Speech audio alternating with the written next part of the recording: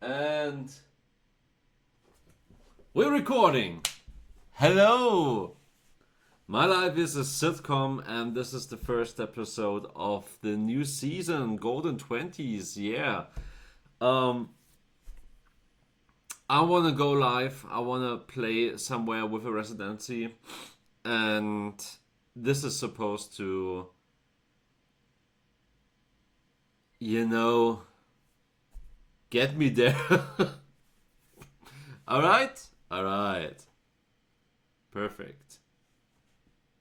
Let's see. I also this is really funny. I got a very nice setup going.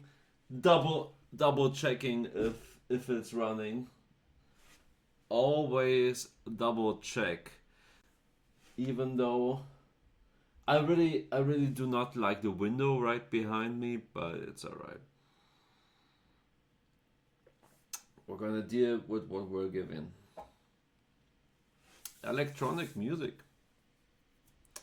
Gotta love it. I used to not like electronic music. Because I'm coming from a background of drumming. I used to be a drummer since I was age 12, roundabout, kind of. And yeah, being a drummer, you tend to like rock or several other kinds of musics where drums are strong.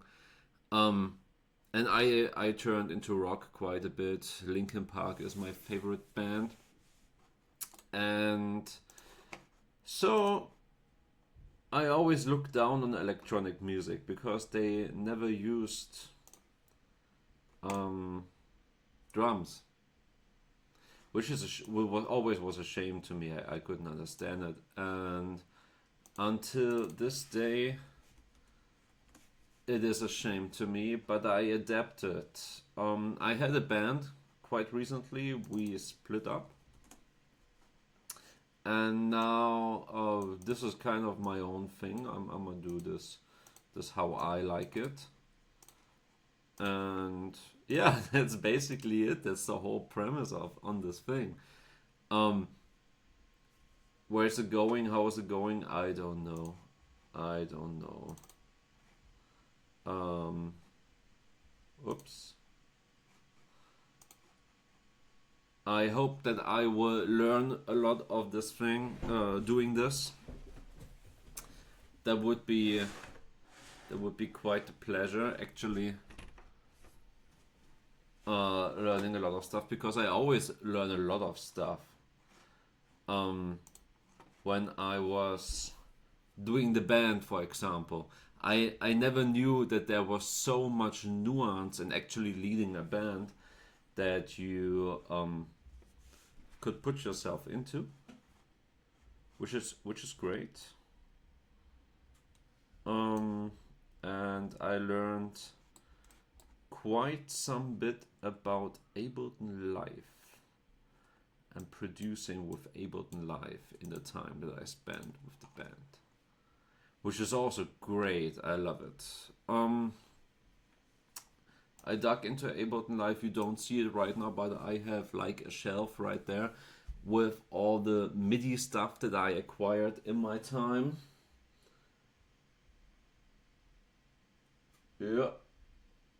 I'm just double checking, by the way, because my computer seems to have issues with the connection. Well, it's all right. It's all right. So oh no, now it shows I'm offline. Fuck you. Fuck you. I'm not offline, am I? So yeah, I don't know. I probably have to get a cable connection going, but the signals seem to be flowing rather well, and yeah, let's just focus on the work at hand. It's the first stream anyway. Who fucking cares? Um, yeah, that's basically it. But now I'm worried because it says there's an error. Because I'm viewing the chat right now. I'm viewing it from my iPad. And it is very important that this works. But I might have to get a cable connection going sooner or later. Which reminds me, I also gotta pay back a friend of mine. However, whatever. Yeah, that's basically it.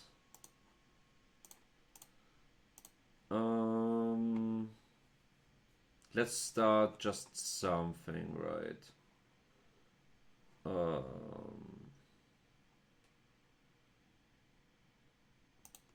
Harmonic minor. Let's start in harmonic minor.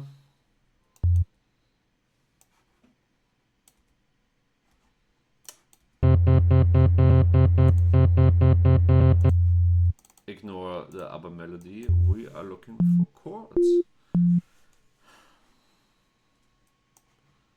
I wanna make a very, very long shape.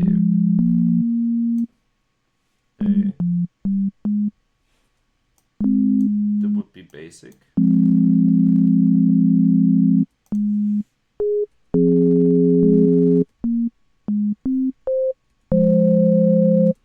Man, this hurts my ear. Let's move you up.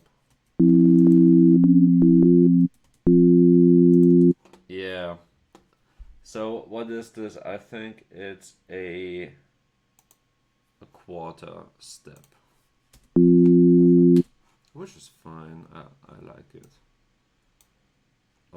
Good solid sound and foundation. So where do we go from this? I like to do the sounds actually myself.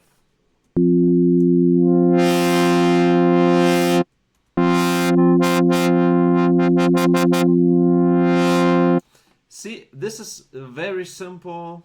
Let's just put an LFO there.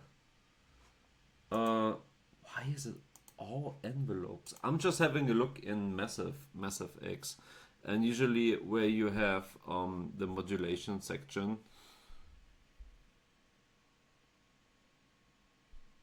Oh, I see.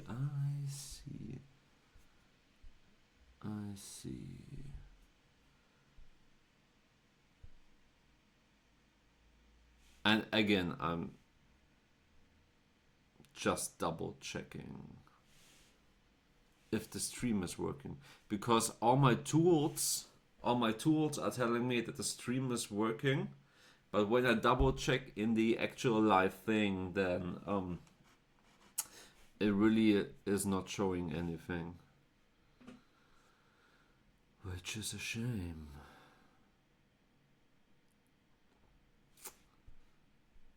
Which indeed is a shame. Because it also says I'm offline again. Fucking hell. Am I offline?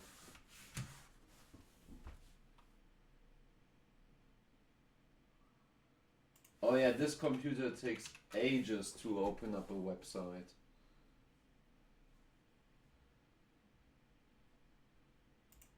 Jesus fucking Christ. No, it says I'm live.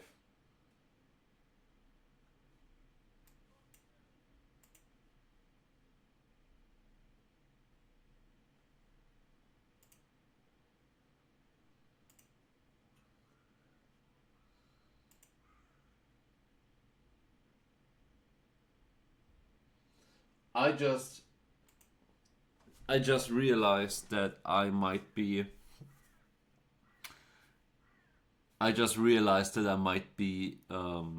in mono, and it's only getting the left side. ladies and gentlemen, this is something that I should have done before starting the stream.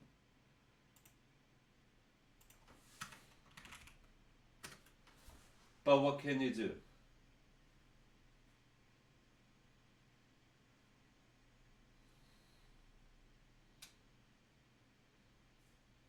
So,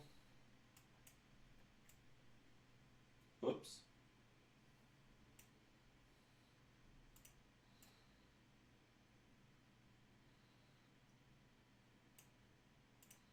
Oops.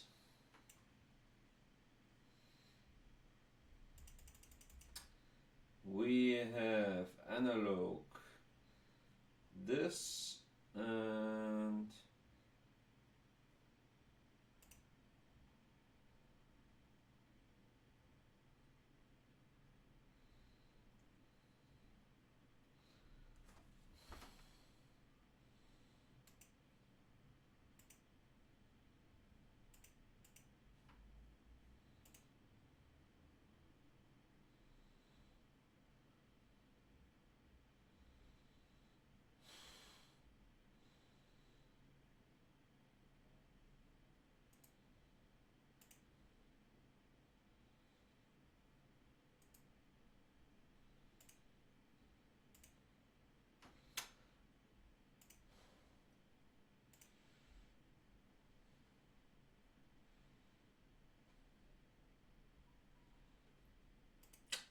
fuck.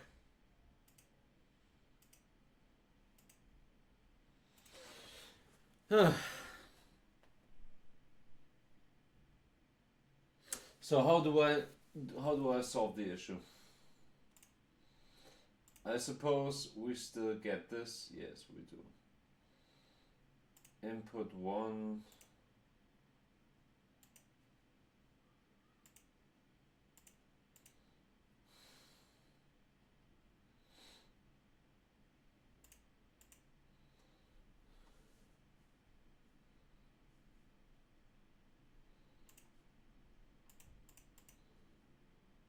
Is there a possibility?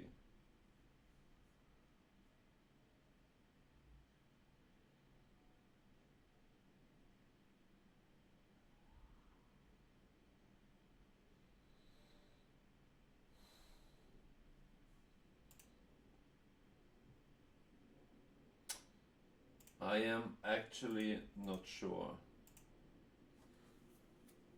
I might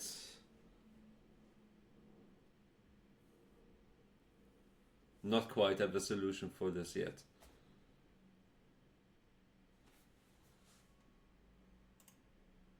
Only to turn it into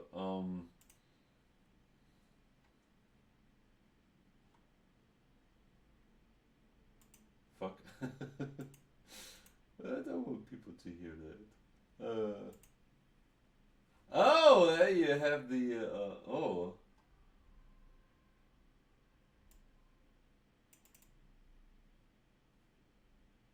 Ah, I see. Awesome.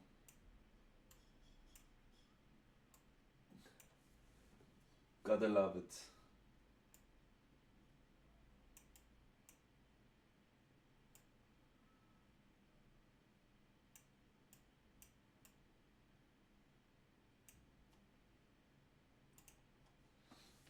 Well, all right.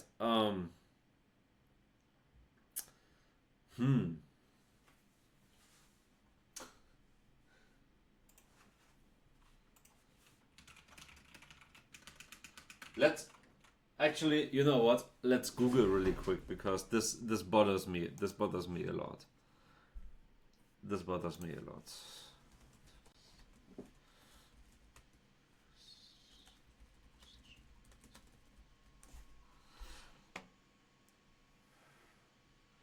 Click the gear.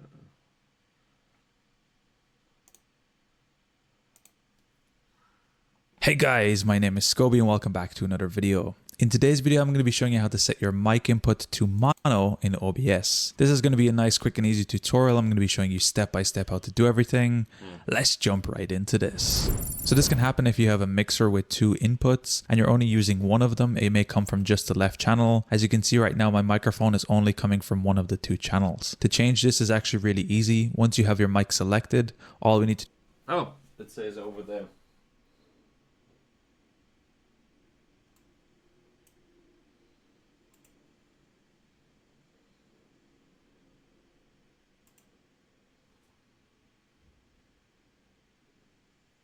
Ah, there it is. Ha! Awesome.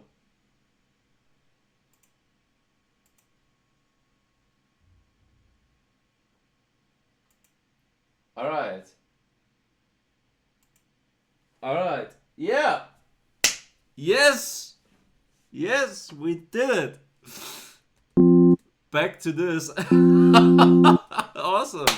Woo! Let's have a sip of coffee for that. Cheers. Awesome. I gotta love it. I still have to find a solution for the connection problem, but this is nothing to concern right now. What's the switcher LFO or random LFO? Ah, switcher LFO, of course. Man, it kind of has been some time since I have been doing this.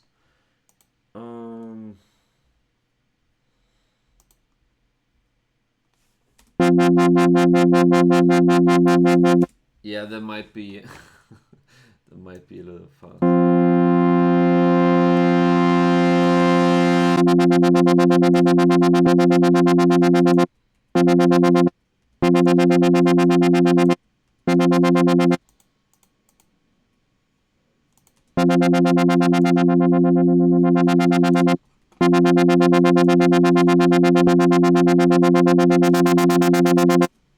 Yeah.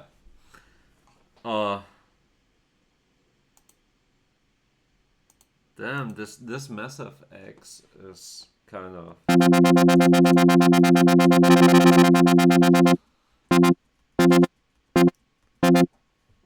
Damn it. Oh, I should have prepared for this. I should have prepared for this.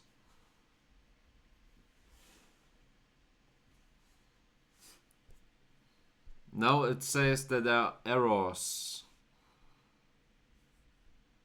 in my stream again. Oh, god damn it. Actually, to be fucking honest with you, why is everything at 1/16? I don't get it.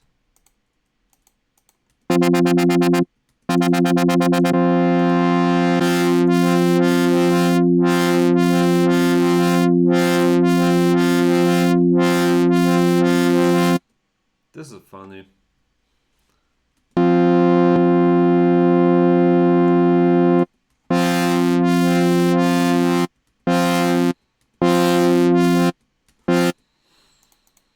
Well. Oh, I see. Oh, damn. Do I still have my personal in it? Yeah. So I made a preset if I use Massive X to have the basic settings as I like them. And there you have... There you have proper syncing. Yes.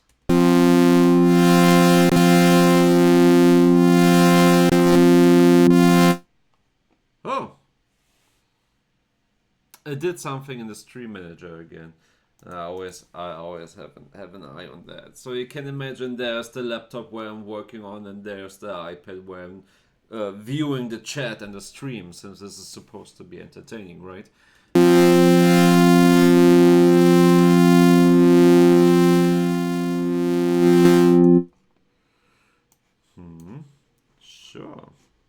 Awesome. Shit is quite loud, actually. Yeah.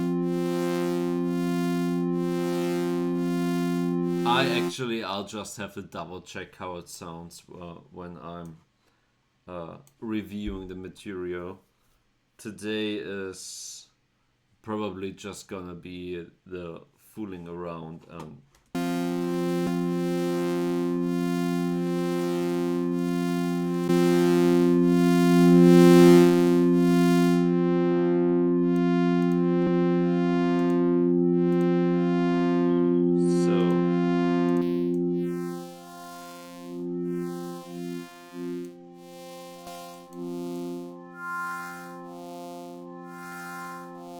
so what I did is basically I alter between sine and tooth wave. We have a dual notch filter, which is going to sweep in the same.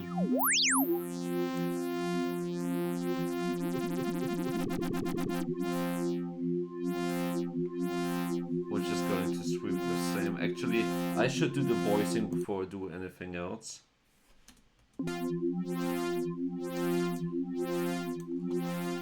Yeah. See?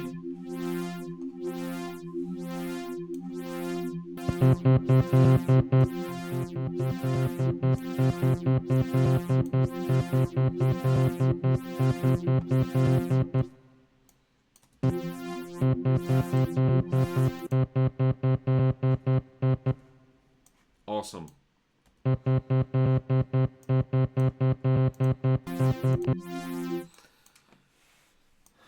But is this the idea that we're going off? I'm not sure actually. I'm not gonna lie, the horse trimming situation has me put off a little bit. Just a little bit. And it would seem that it's the wrong key also. So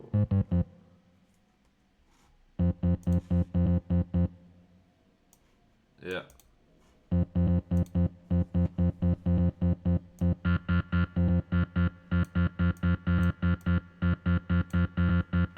Huh. Ha! For a moment I saw myself. For a moment I saw that there's a stream. It says session for 28 seconds.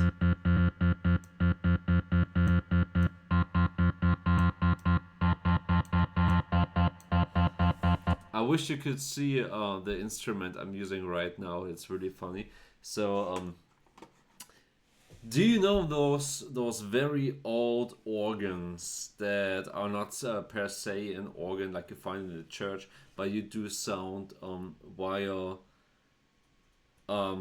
pushing and pulling levers? The so-called manuals.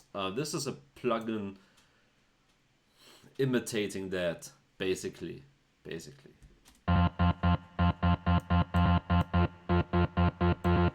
And this sounds very much like a heavy techno sound.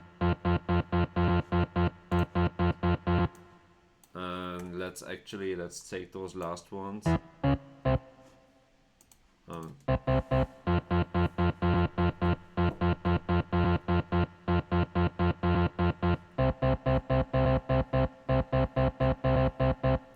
And of course it's 5 beats in a row.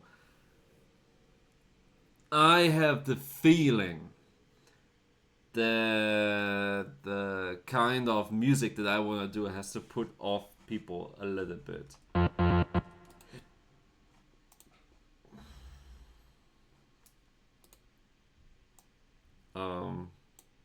Yeah, that's basically all of it. Where's the battery? There's the battery. I want to do drums with the battery. Battery is a great plugin for doing drums, especially doing electronic drums. And yeah, you have not seen it yet. I always forget. See, I've been producing a long time by now. I have nothing to show for it, but um I use Cubase right now.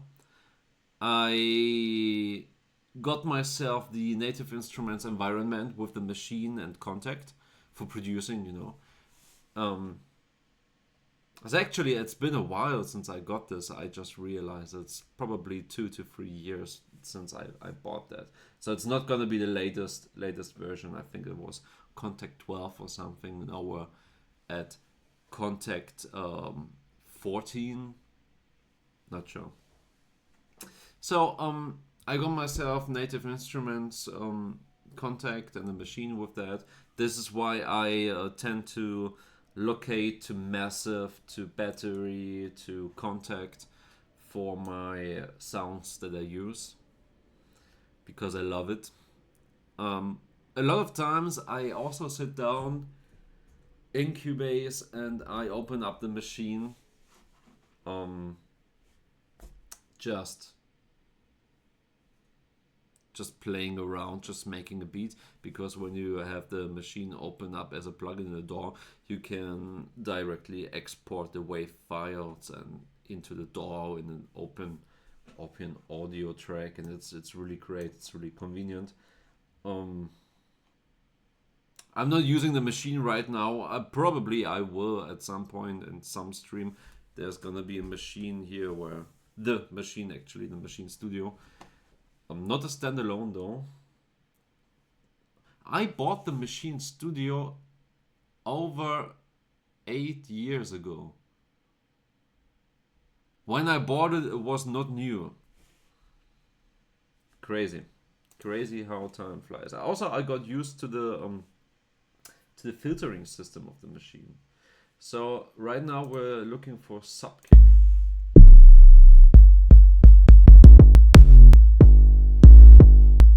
I do not like the 808 though. Growing up in the 2000s and 2010s, I heard too much.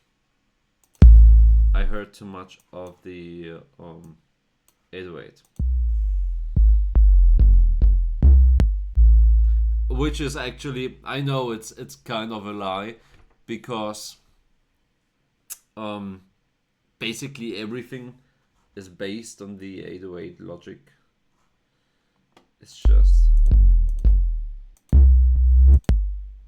if you have samples like this,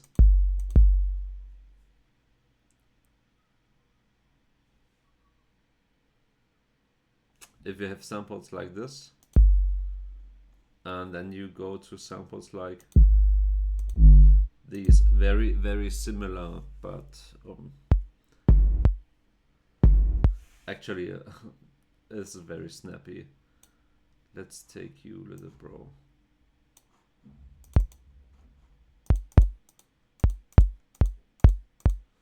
I like it.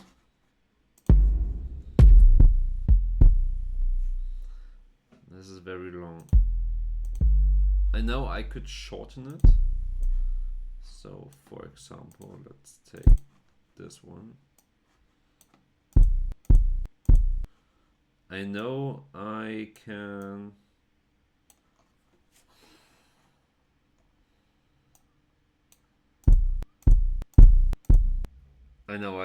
cut it, but that is not really what I want to do with the geek, is it? No.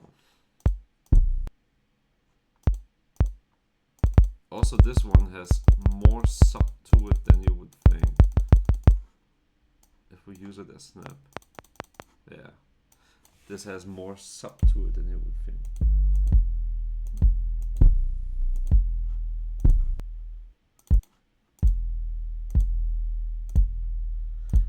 The tail is too long.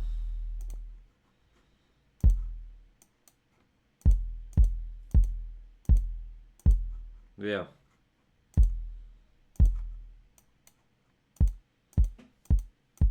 This is more like it. Put on compression. So I just edited the kick. is what you do. Also, I just realized, but I'm not sure how obvious it is. I personally I hear all the fans going on in the room.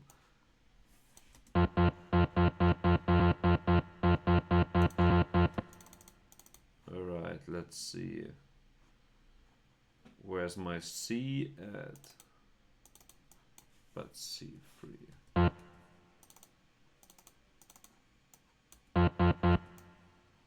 Ain't you? Wasn't that C3? No, C1. Ah yeah. C1 is our kick.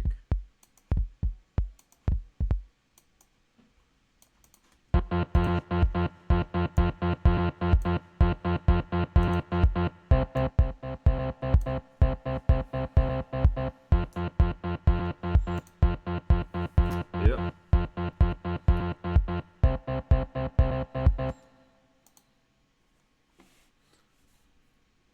We keep it dry, by the way. We keep it dry.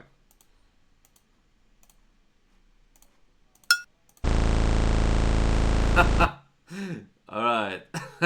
It's not probably not the driest one. Very aggressive.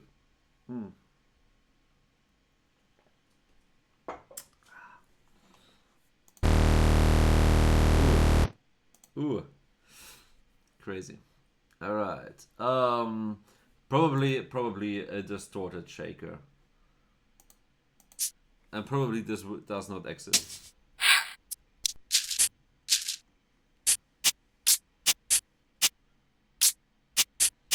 And remember, kids,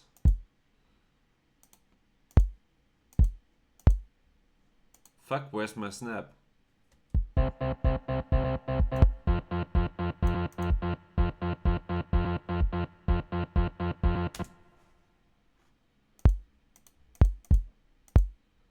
They did not delete the snap, did they?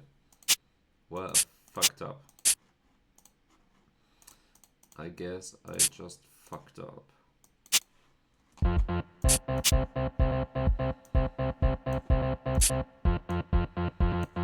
What's this? C2. Well, I'm sorry.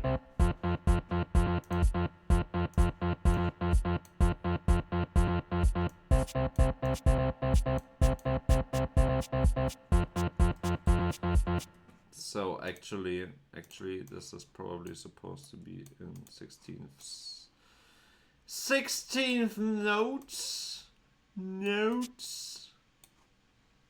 Yeah. FML.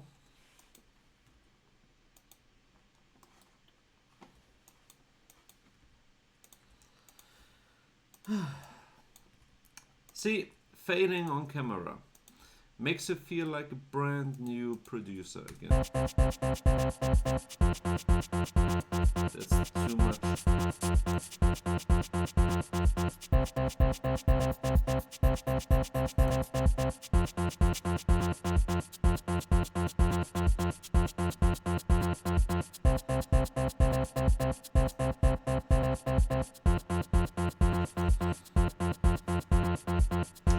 Now, I think it would be easier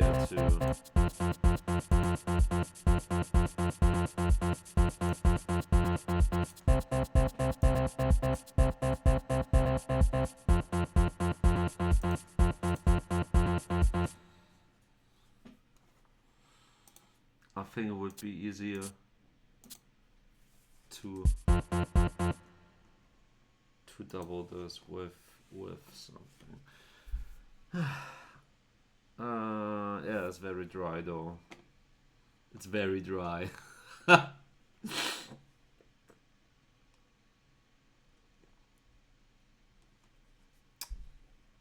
I still recording? Yes. Perfect.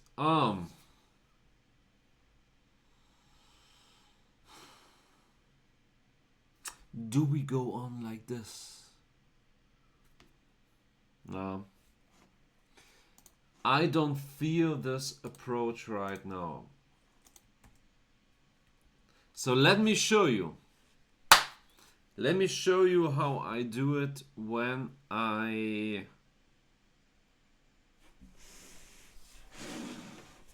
use the machine. Because this is what I feel like doing right now. I don't know.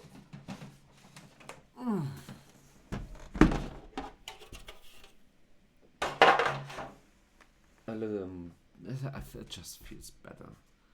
It just feels better doing it on the baby. And after all, we're here to get shit done, right? So the thing about the machine is you can play without power and it's fine. But I highly recommend you to play with power.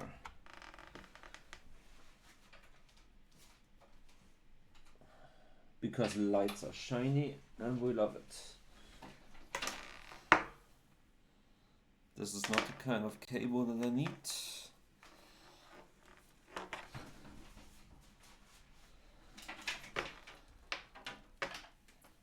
Ugh.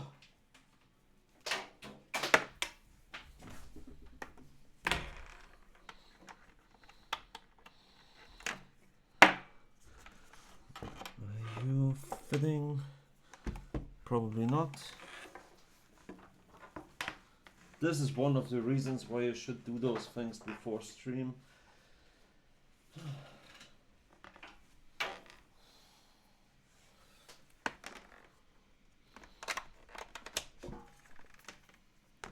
Awesome. Thing is plugged in.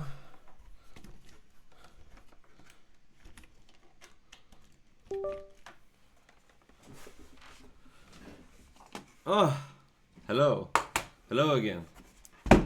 All right, let's just use the machine.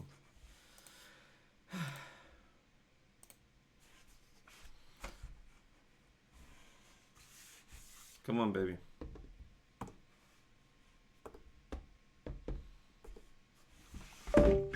Oh, hey. And I think I want the feet to be standing up like this. Yes, thank you very much. Much better. Let's look for some sounds, shall we? We're looking for drums. We're looking for a kick. It's the only thing that it has. I think it was in one shots.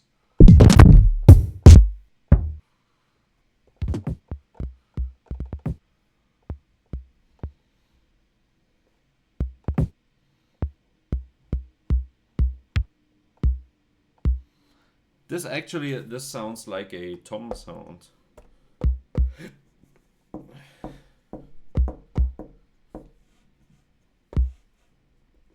Scene 1, pattern 1.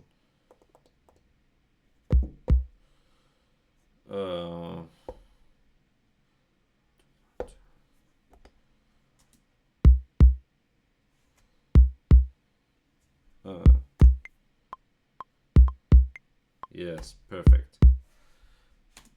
The only thing with the machine which is a little annoying, which I could fix but I did not do until now, is that the play and stop button is not working when you do it with Cubase. Which of course you could map the button to Cubase, but that's kind of not the point, is it?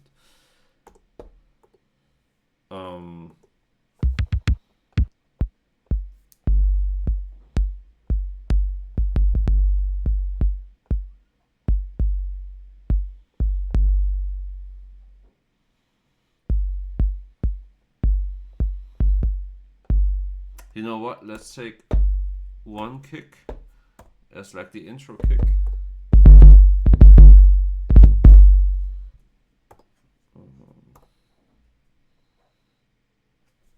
still it is a little too long for my taste.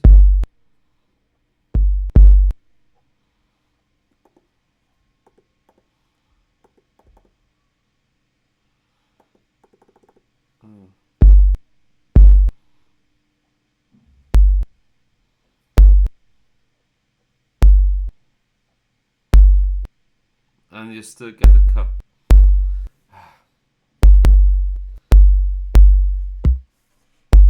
It's a little annoying, but what can you do? I have been playing around with Ableton so much I forgot how to do the rest.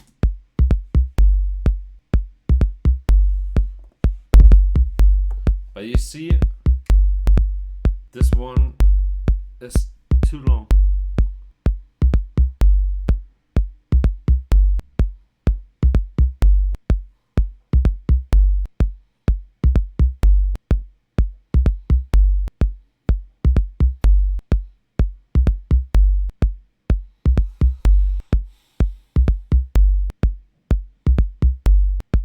And I can see when you have samples, they basically sound which comes in sinus curves, and when you look at something that is losing its amplitude in a sinus curve, it gets quieter, and at some point it's just gone.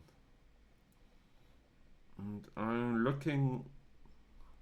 Yeah, it's just losing. It's just losing amplitude.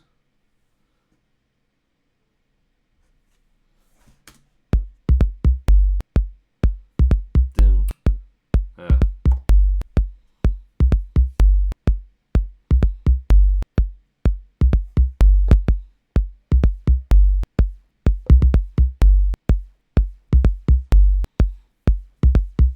What I just did was just putting an emulation on the drums.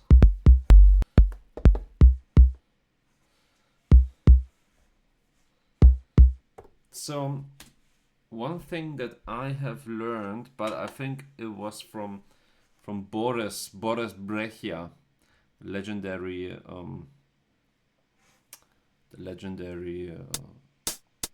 techno DJ, is that when you compose interesting techno sets, you should make them interesting without the kick. So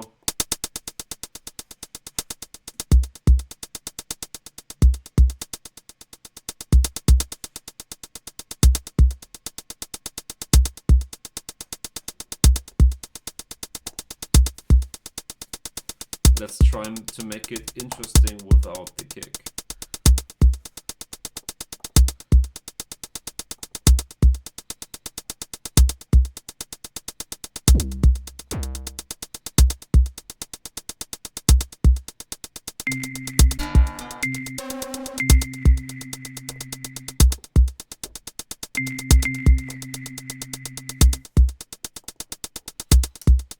So we are in minor, we are in F minor.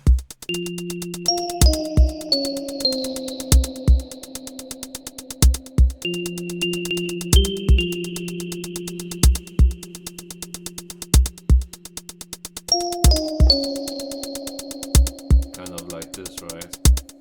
It goes on for a little longer time, and then you have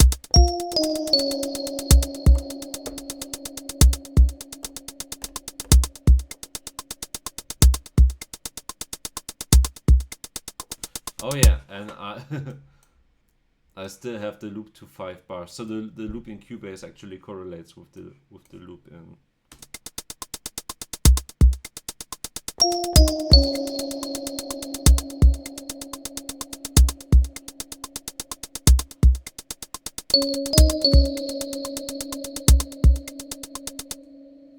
let's hope that this was... Oh, actually, why not?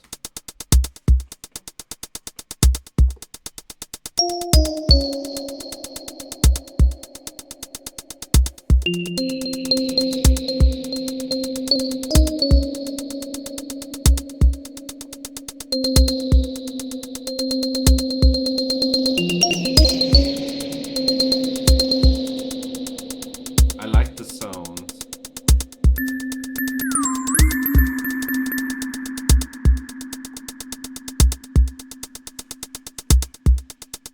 Blocks primes in this chord.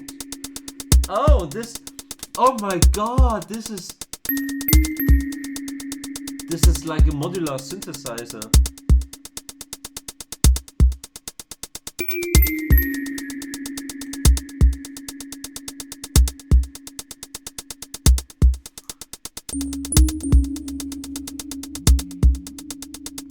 Awesome.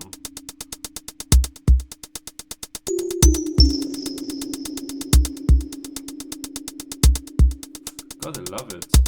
But still we take it as it was.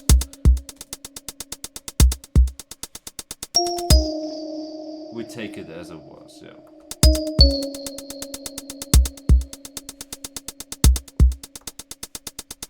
Yeah. Nice.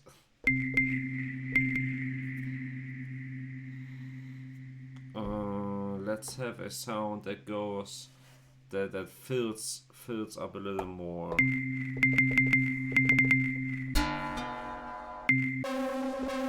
Are we offline again?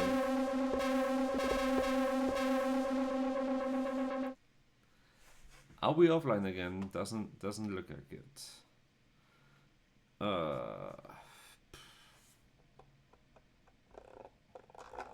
Brainworks Oberhausen is known to not work. I got Brainworks instruments, but I never played Brainworks instruments. Oh fuck it, no. See, and this is the thing. Do yourself a favor and do not use Brainworks with your project.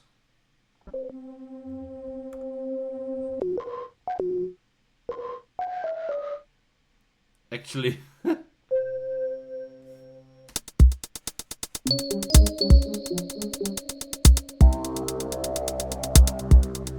we kinda need like something to fill the atmosphere, which is a little... I like this one.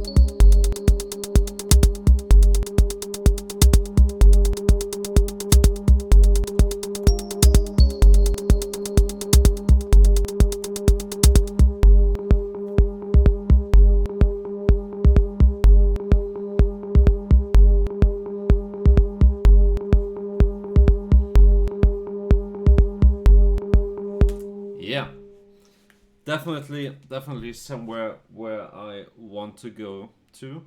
See, still have an hour left. Going to the machine definitely was the right move, though.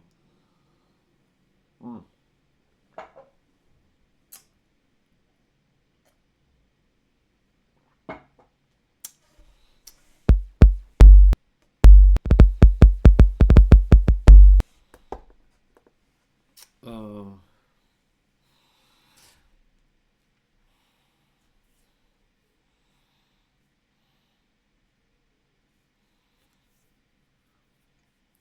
what are we going to do?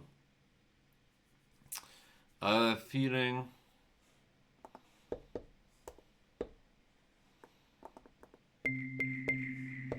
I want a different melody sound. Oh, form. You guys don't know. Oh, form is so cool. Form is the sample-based synthesizer of Native Instruments.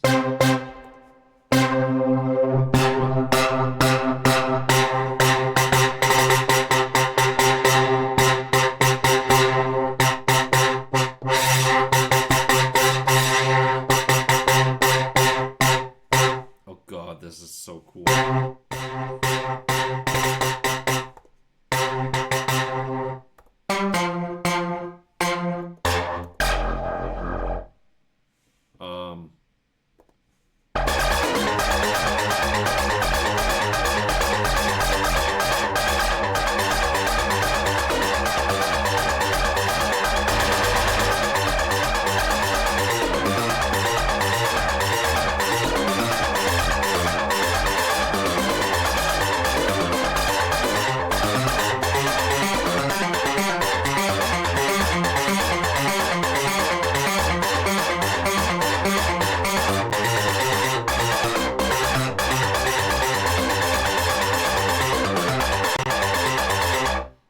So you can play it like in 303. Actually, do we do have it?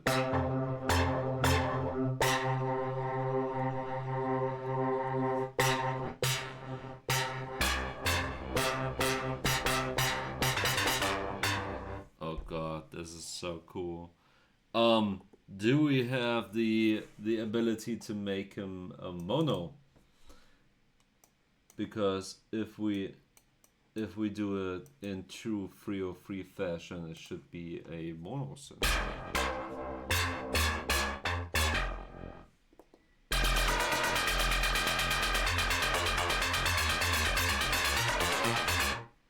So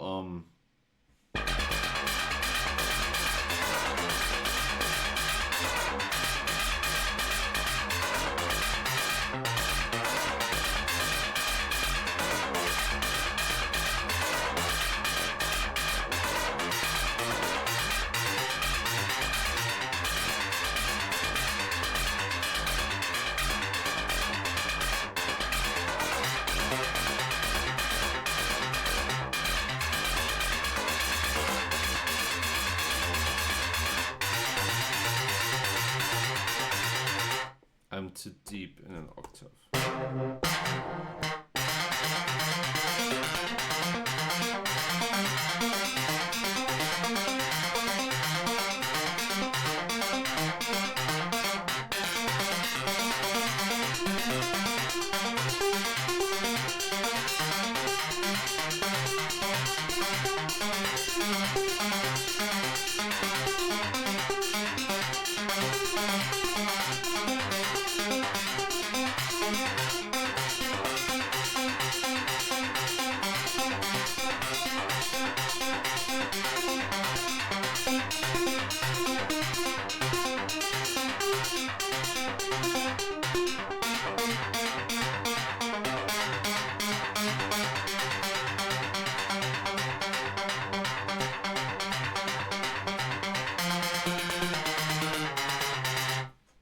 Yeah, man. So you as you can see, I jammed a bit around because some synthesizers unarguably have this free kind of characteristic. This one does not. Is meant to be played actually on a keyboard probably, but we're not doing keyboards here. Ah, shit.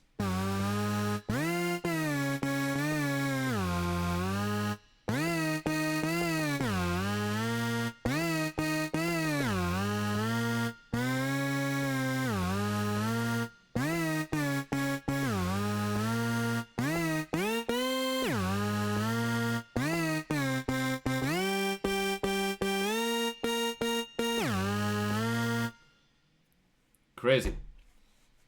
Different kind of characteristic.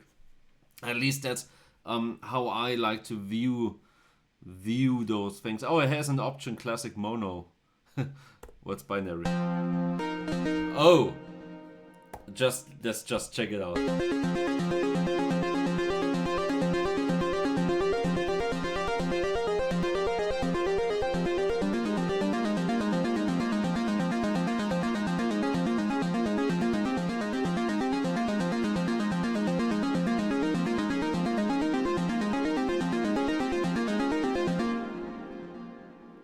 Yeah, you can play it as a 303. It's not gonna work as a 303 though. It's not gonna sound as a 303.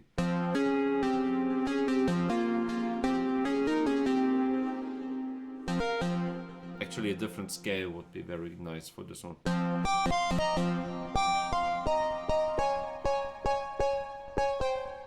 This would be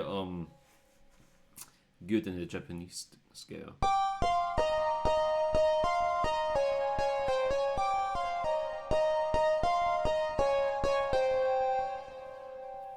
Nice.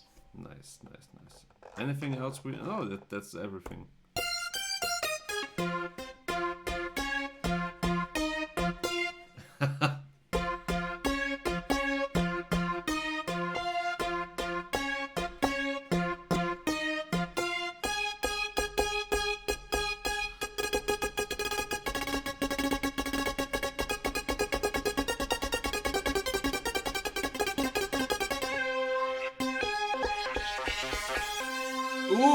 Ooh! For everybody who's looking to do some hip hop, like in the 2000s, when you have a synthesizer that opens up later, try this thing.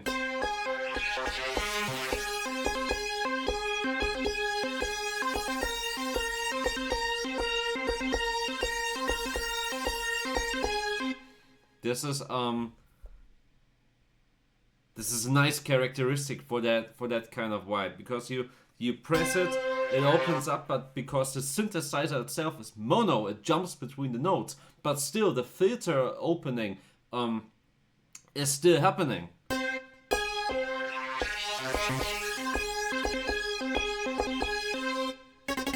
So instead of pressing separate times, you keep one and then you press the other. And then you just decide which one is the first note that you hear.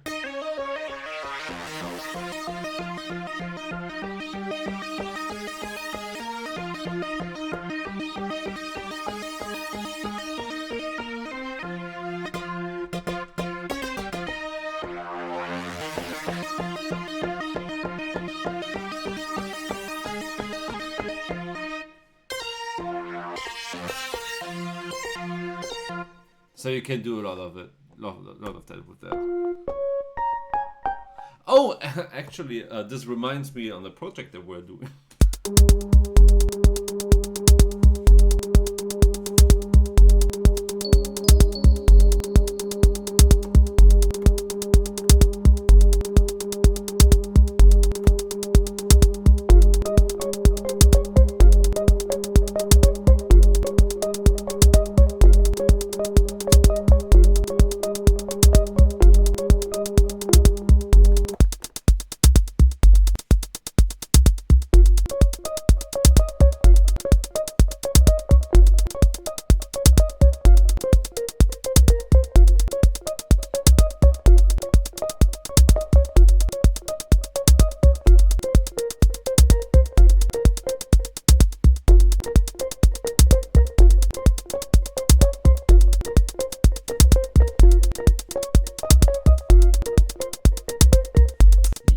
Sure, says Timmy. Timmy, 10:30. What's up? I was just vibing really hard. I hope I didn't miss your message.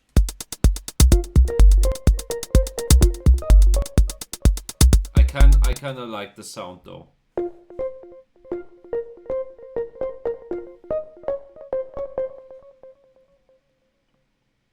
I think this is going to be it. Let's ditch the other sound so far.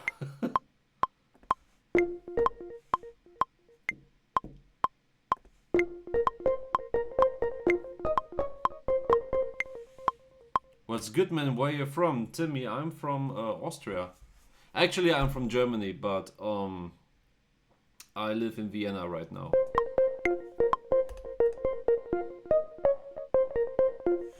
Nah, fucked up that one.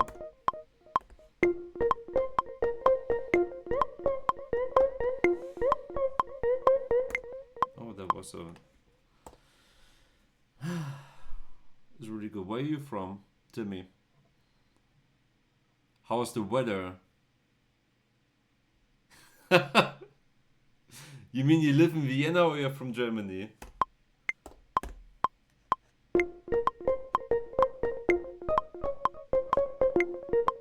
I think this is it.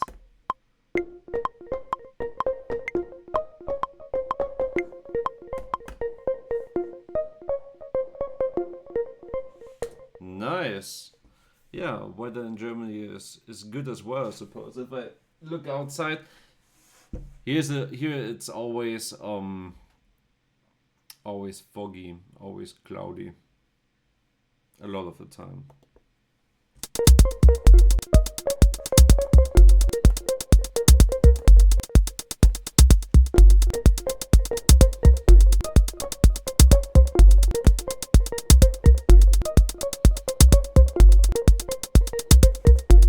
Awesome.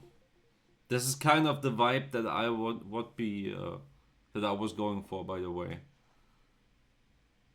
This sounds really good.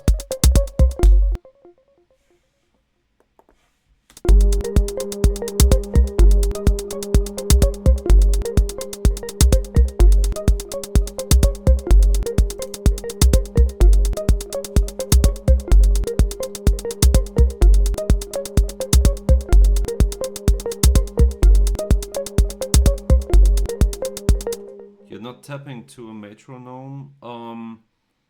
Sometimes I do, sometimes I don't. You were not hearing the metronome right now because probably it was really quiet. But when I have drums playing, I like to orient towards the drums. Especially since it's really easy. You have like the 4 on the floor and the 16 hi-hats. I think it's way more organic than a metronome. But yeah, I cherish the metronome. I love it, and you cannot tell me otherwise.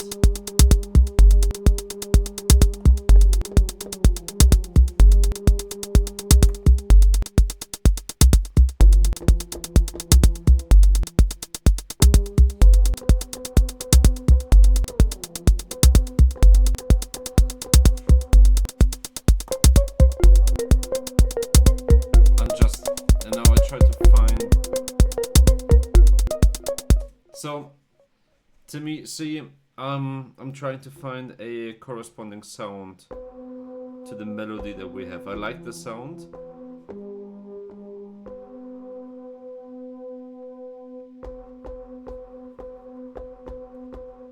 I like the groove.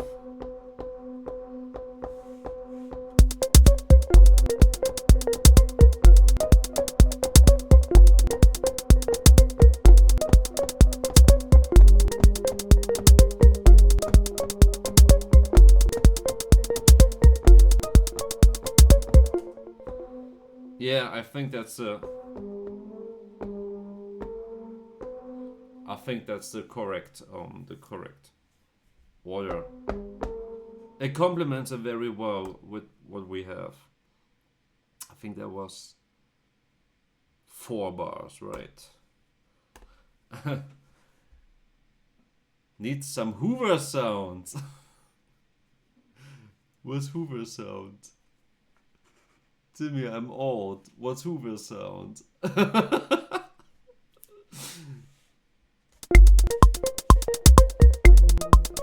And I fucked up already. I don't know Hoover, no, sorry man. But for real. Don't make me Google it. What's Hoover's?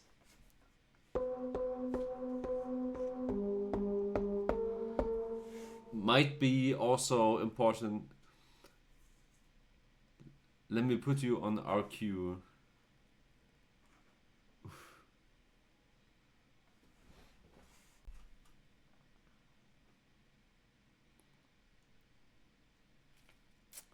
I feel so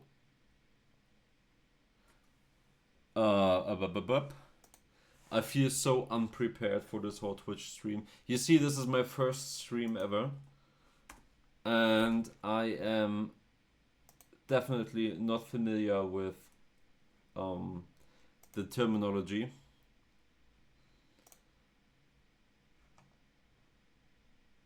And everything.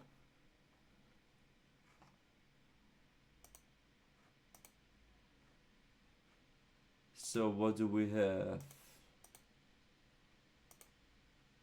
Our queue is a request, right?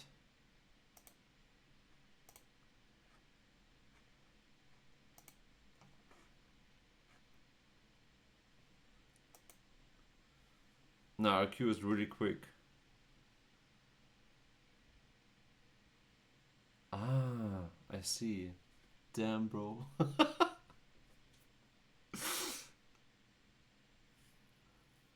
My bad. I'm used to typing abbreviations. Yeah. Yes, you can post links in chat, no worry.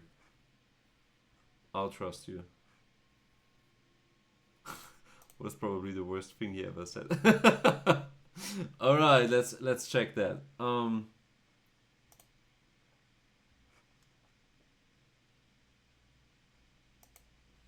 Let's open that up really quick. How a joke sound defined the 90s.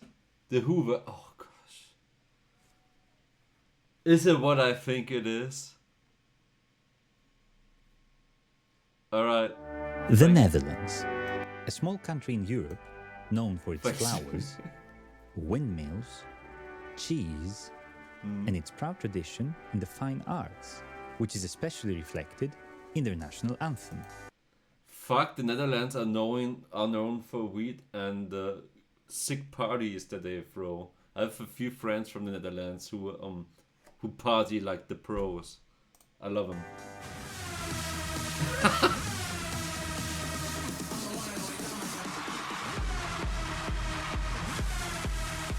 And this is precisely what we'll be talking about today: the Hoover. That's the Hoover. Long before this sound became a pillar of Dutch culture and a fundamental Dutch cultural export, and long before its so you mean super saws which are distorted domination basically of the European rave music scene, its beginnings can be traced back to the 80s, all the way yeah, on the other side of the world, in a synthesizer arms race taking place in Japan. In 1982, the Roland Corporation released the Juno 60 synthesizer. And if you watched any of our previous videos, you know that I love that Juno sound.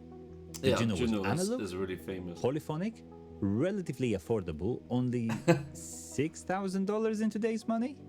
And importantly, had preset memory, so you could save sounds, which was All right, let's cut this quick. Let's cut this short. But it's basically a sound. Is that right? Yeah, you see. Oh my gosh. I think this is going to be my obsession soon. Analog synths are way too expensive. Yes, they are. And I thought about buying myself the Roland Ira series. I don't know if you know it, but back in 2015, Roland made a series of synthesizers called the IRA line, which was a drum machine, a synthesizer, a specific mixer to connect all that, and a so-called plug-out synthesizer, which was basically a synthesizer that you had and you could run emulations of other synthesizers on that one. So you had like 4 devices plus a voice transformer as well, like an effect thing for the vocals. But the super small ones, no, the super small ones are the next generation from that one. So the super small ones are basically the newer version, but the you may know the TR-8S. And back in the day, like back in 2015, there was the TR-8 as a drum machine, basically, with the MX-1 as a mixer and the TR-3 as a quasi TB-303. And what you could do with it basically was they all had USB connection, and you could connect them via USB, and they were clocked and everything, and the audio also was translated via USB. So you had like this super tight setup. Yeah, they're not that old, mate. It's 2026, it's 11 years. You're right, they are not that old. But yeah, and I thought about buying them, but they are not being produced anymore, and I don't have the money right now, but it's a shame, basically. Yeah, you can get them on retailers. I think the MX-1 is around 500. Yeah, definitely. It's all under 1,000, under 1K, which in synthesizer terms is really, really good. Once you go down the Eurorack rabbit hole, though, it's a complete different topic. Actually,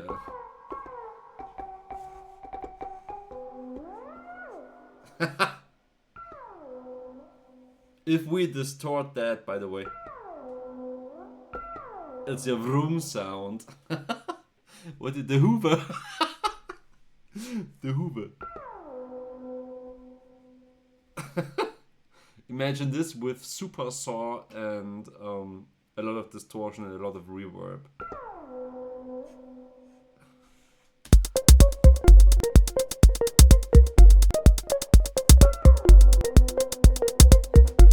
You know what? Fuck it. I like it.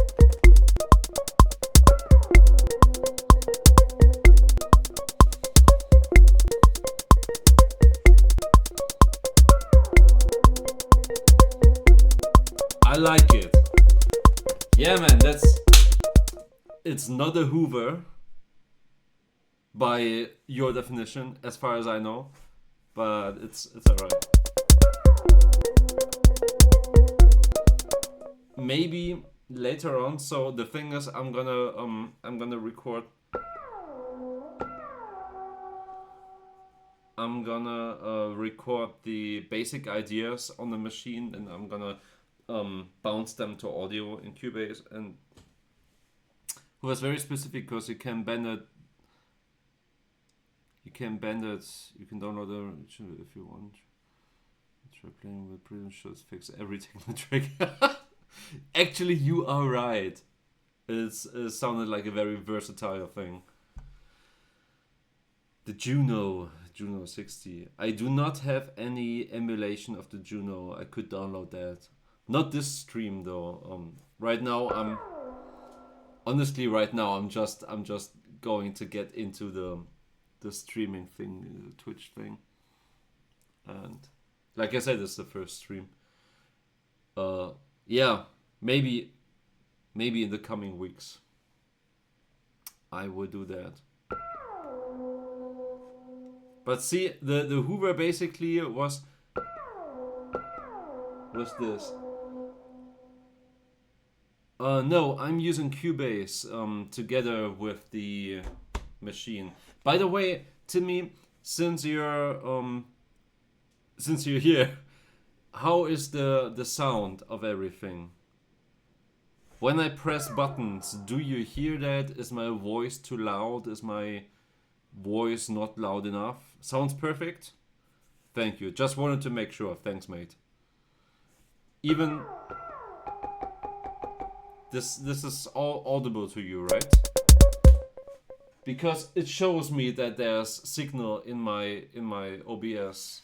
I just wanted to double check. Perfect. Thank you, Timmy. So yeah, I use Cubase to answer the question. Cubase version 12. And the machine. You've never used Cubase. Yeah, actually, funny thing. When I started producing, Ableton was becoming a thing to the broader audience, but the main production software was Pro Tools, and it was very expensive, and there was Cubase on the other side, so you had like Pro Tools and Cubase on two sides of the coin. There were many more softwares as well, but basically those were the two, and I opted into Cubase because it was not as expensive and because it used VSTs, and VSTs were free. A lot of VSTs were free, where I think Pro Tools uses AAX plugin format. You had to pay a fucking shit ton of money to get some good plugins. And when I started, I was like, yeah, I'm gonna need some free stuff, and Pro Tools is not gonna get me some free stuff. So, that's the whole story. And then I started using Cubase. I've used Cubase ever since. You use FL, yeah. A lot of people use FL. It's free upgrades for life. Good one. Fruity Loops also uses VSTs. I mean, I've never heard of Pro Tools, but never actually seen what it's like. Imagine Cubase, but a little more difficult. But I might be saying that because I'm used to Cubase. Fruity Loops. I had a phase with Fruity Loops as well.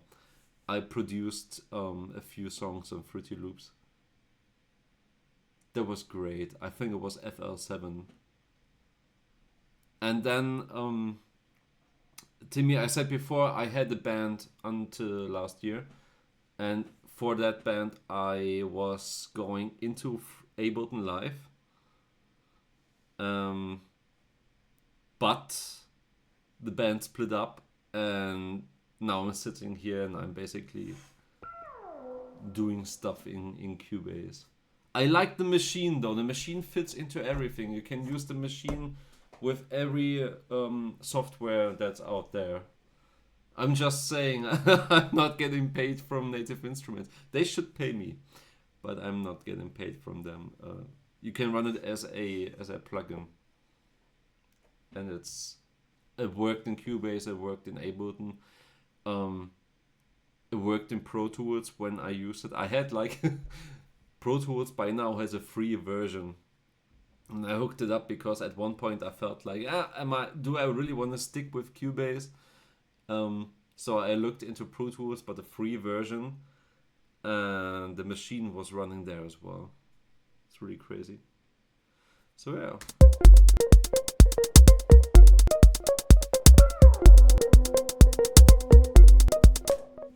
I love it, man. The Hoover, what an inspiration. Thanks, Timmy. It was nice. Really, really great.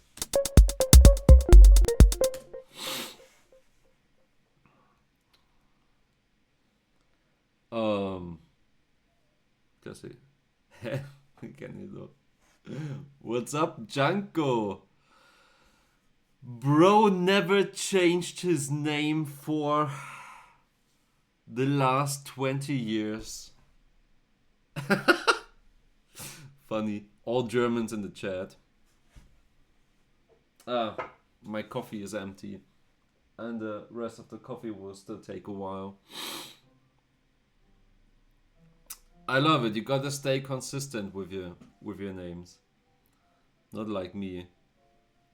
Changed my name actually. Really funny. What's up, Janko? Janko, have a listen to what we did so far.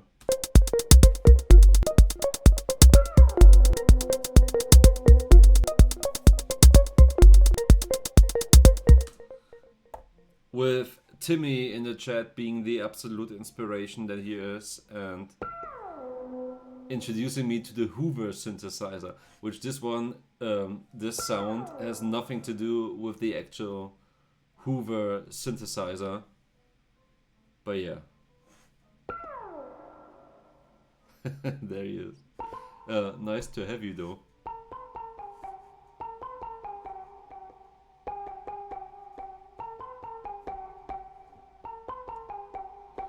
This might be actually a good melody for the break.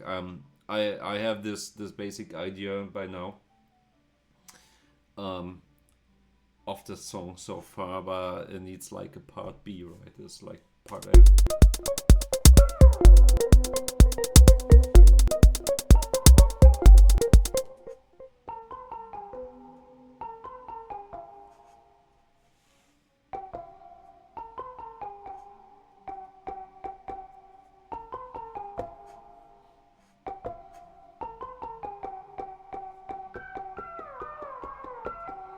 That is good.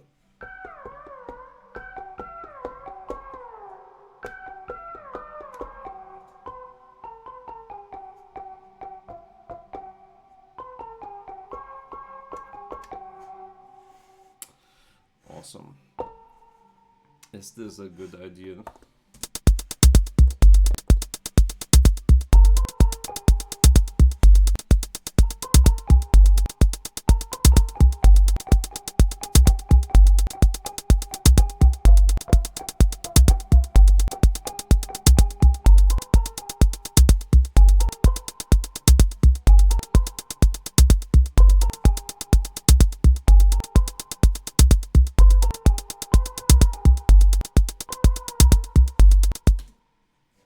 I like the sound. It bends. It's plucky.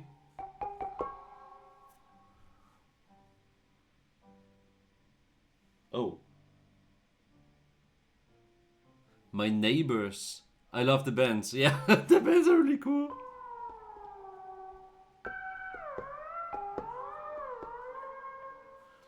See, this would fit into a Sabrina Carpenter soundtrack. Well, not so deep, but...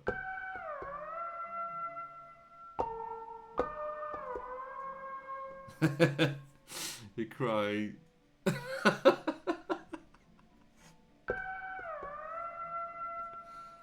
You know what I mean? And then a slide guitar to it, like playing some nice easy licks.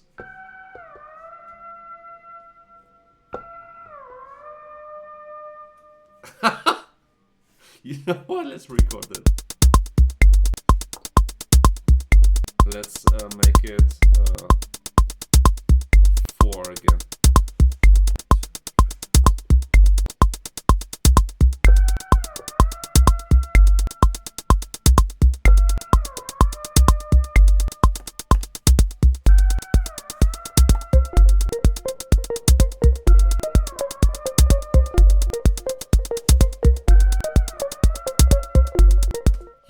You never know where it comes from. Awesome. It's very...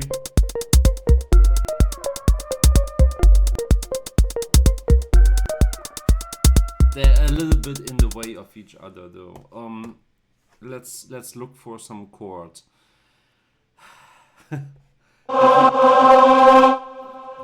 Jesus. that was fucking loud. I had to see in the machine when you cue for a sound, like the preview, the volume for that is the same as the metronome volume.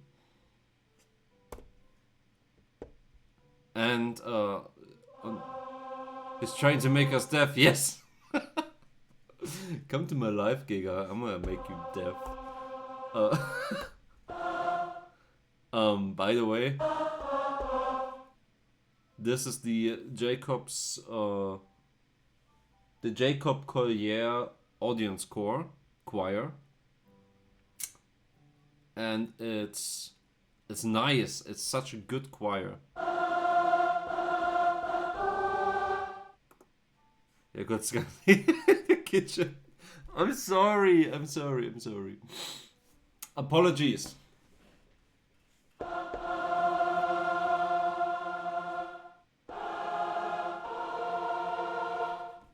And I think this choir is for free. So Timmy, you said you're using Fruity Loops. I think it's free. There was a time where it was free. I'm not sure if it's still free, but you should check that out.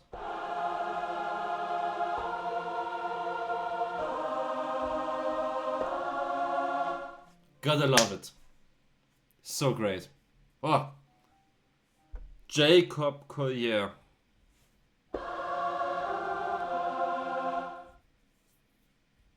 Nah, I need that. Yeah, I mean,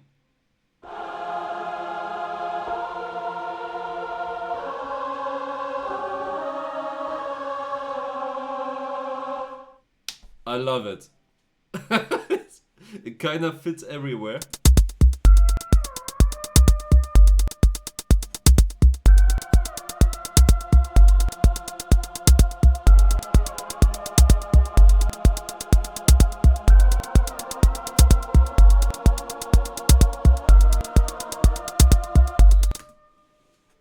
Yeah, choirs are actually hard, and they are fucking expensive.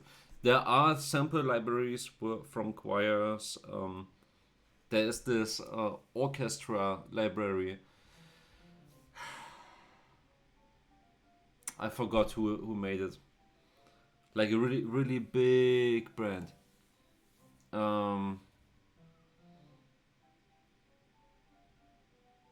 big brand. No, I'm not getting it. But so they made an orchestra sample pack where there was a choir included, but I think it's 3,000 euros for the pack.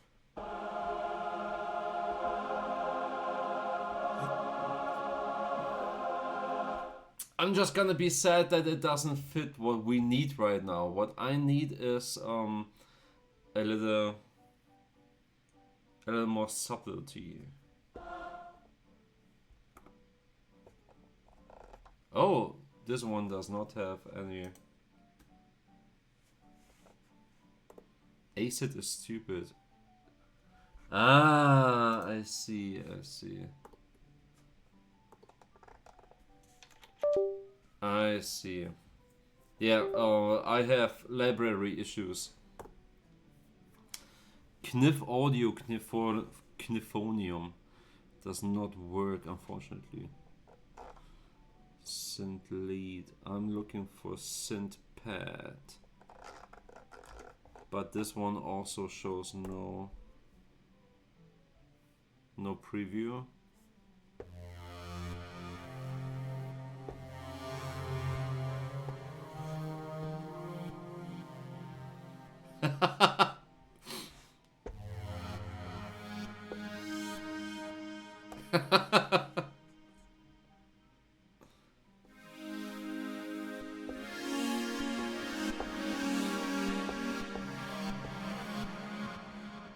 Not my jam. Shame that they do not have a preview.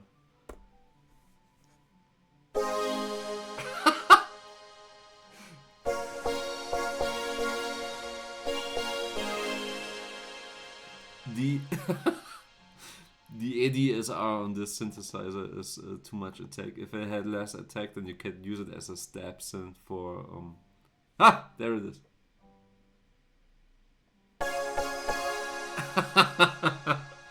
This is really bad pop music.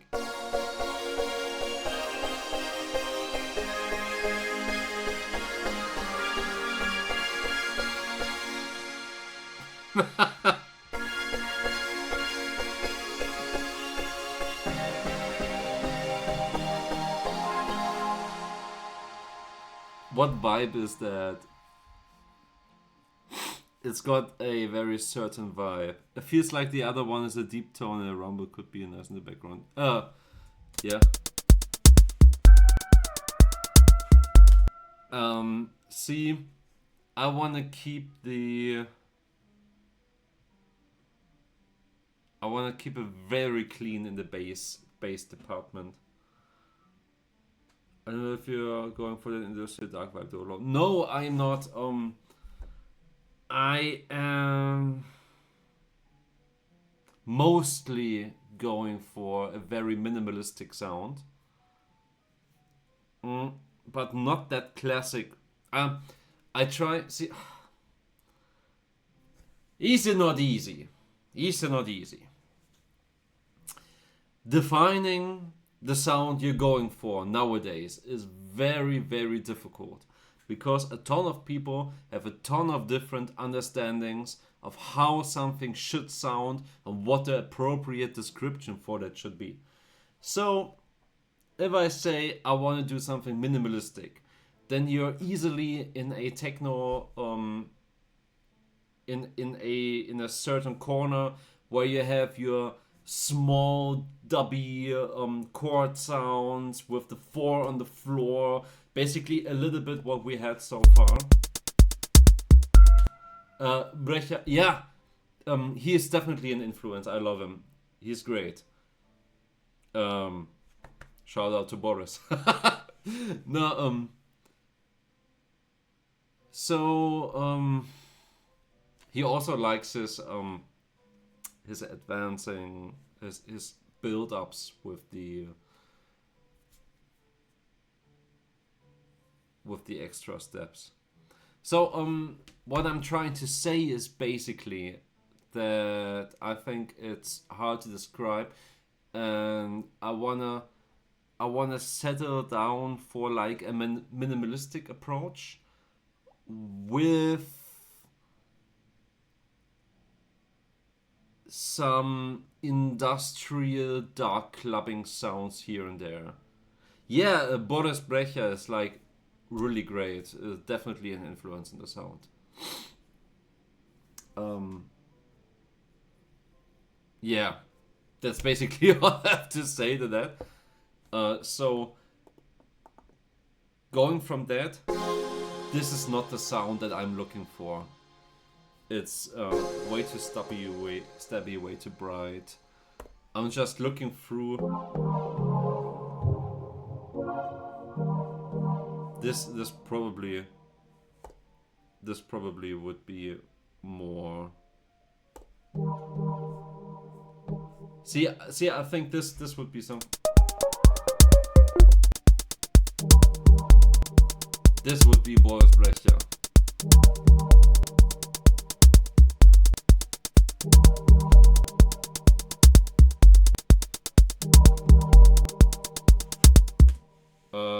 Let's record that really quick. But actually, I wanted to have something more atmospheric, more filling the room.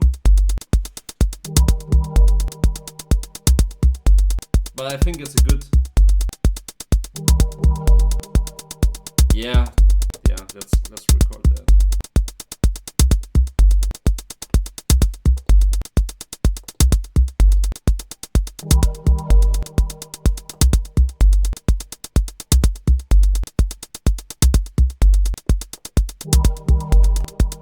Yeah. Filling the room. Yeah. Basically. Right now, when we play all of it together, it sounds cramped.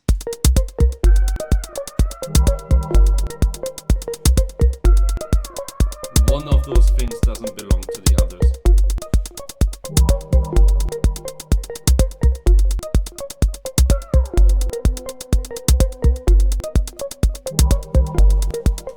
Well, actually, this sounds kind of nice, but it's too much in the same region. So I have 3 ideas, except for let's call them the bells, like those. Those bells are basically the main theme of the song. Everything else is additive. This would be our B topic, because together with the drums, it's a nice contrast to those bells. Arrangement will come later. Right now, I'm just filling in the ideas that are coming. And what is missing? Basically, something in the lower mids that is steady sound. I could make it myself too, actually, because I don't seem to find anything. So let's open up MassFX, as we do.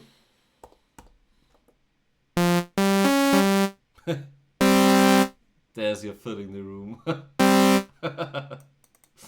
right, let's stay serious. You use vocals in the track, so you keep it. Oh Jesus! And my iPad, Siri just opened up.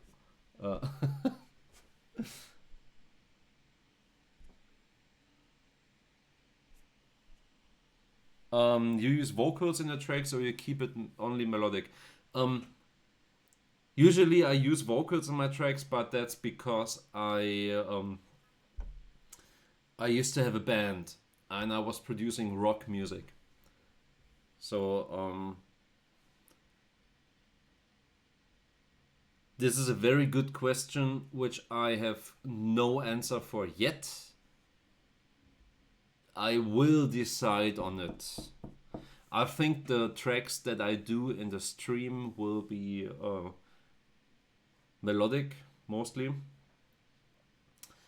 I'm going to sit down for each track and finish it up, because there's going to be an EP which is going to be released with those tracks. What I can say so far is that this will be melodic so far. Yeah.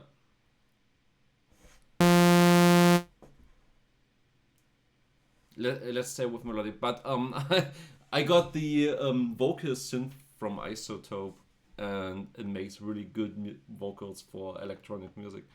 I write the lyrics myself, though. I produce the vocals myself, though, which in itself is not a problem. Like, I have all the gear that I need here. My singing is not so bad as well, so who fucking cares? We'll see. We'll see.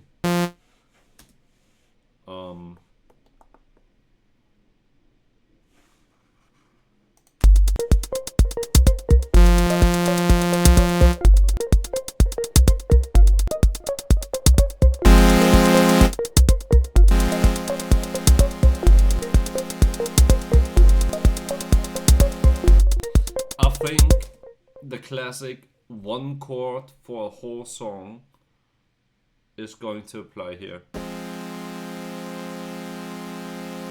And then you add a lot of modulation to it to move the sound.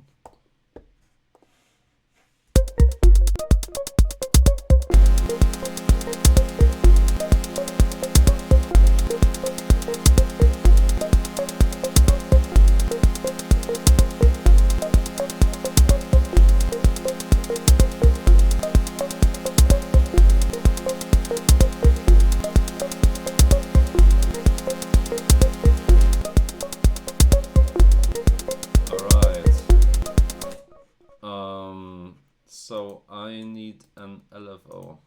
No, wait, I need my personal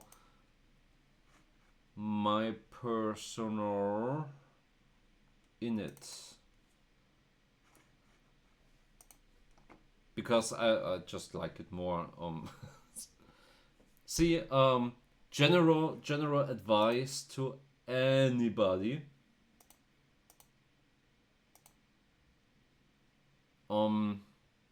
You regularly using a synth whatsoever. Look into the synth routing and make your own blank preset. So good. Always helps me with massive. Let's say 2 voices per note.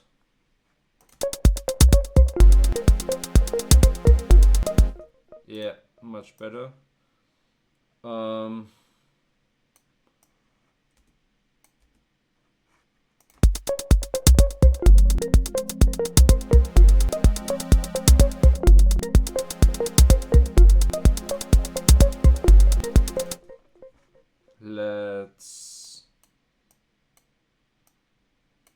Let's do this. So what I'm doing right now is basically I make something that I did at the very start of the stream already once, but then I decided to jam with the machine. I'm taking a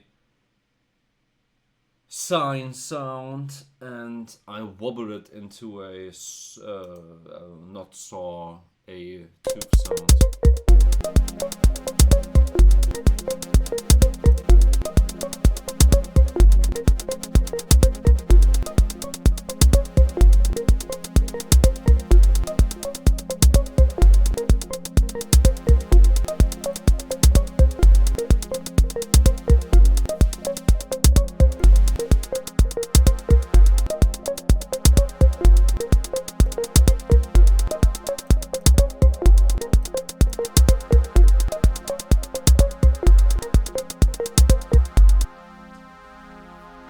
Alright.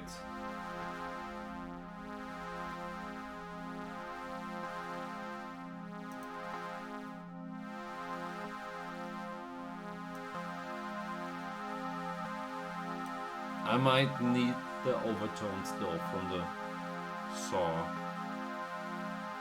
wave into.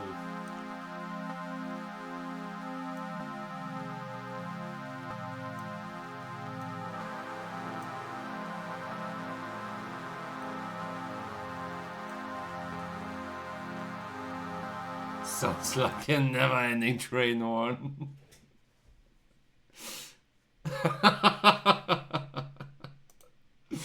Awesome. You gotta love it. Respect your trains.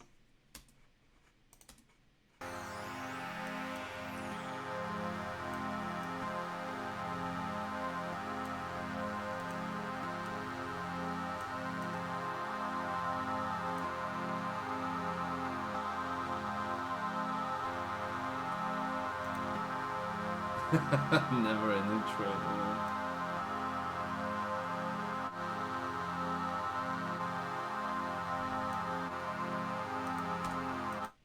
I just realized that this needs to be longer because it's a little tedious. And we slap reverb on this bad boy. Ugh. The ability to speak has gone.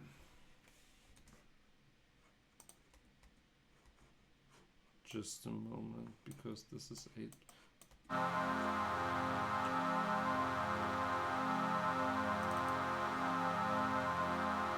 But this is not enough movement though. Let's add the bit crushes more.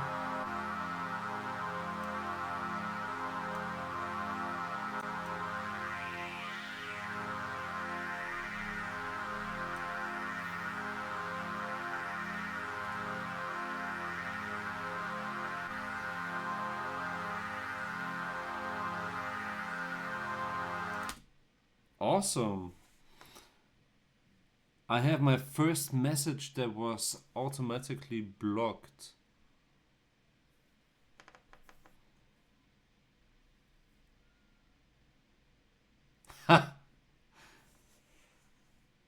At my name, top viewers, streamboo.live.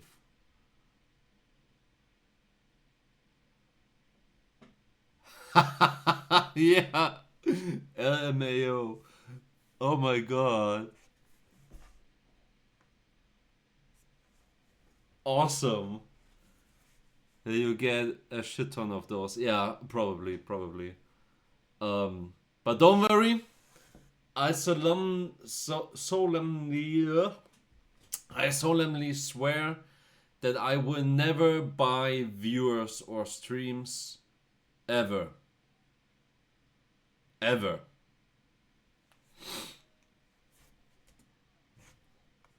Back to our never-ending train horn. And let's add a little bit of.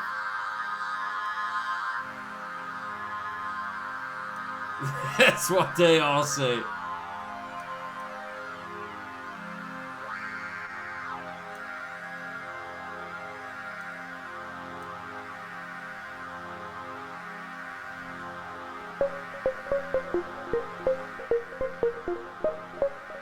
I mean, do you get what I mean, by the way?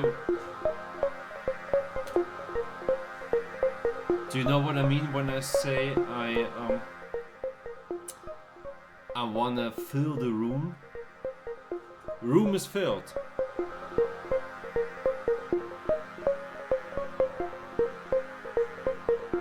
It's interesting as well.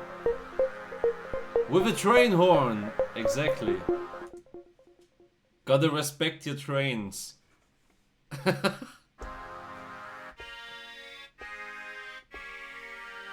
This sounds like coming from a video game, though.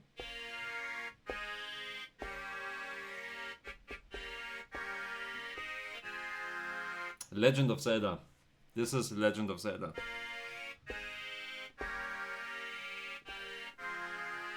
Castlevania vibe. Oh, yeah.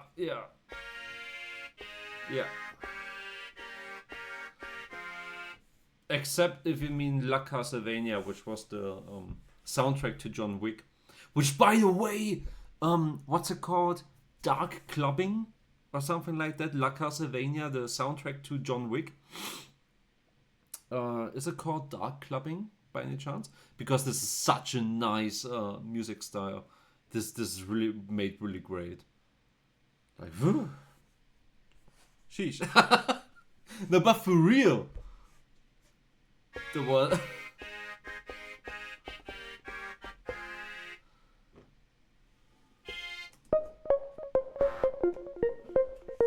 Maybe.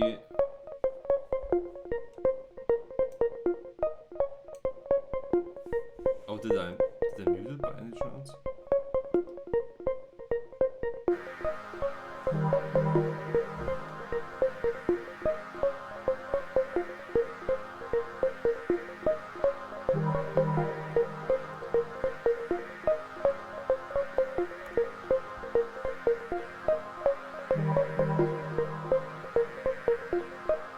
Oh, right.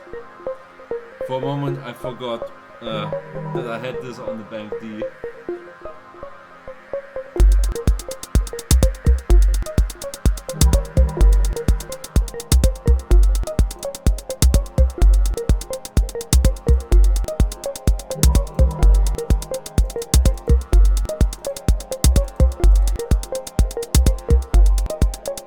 Yeah.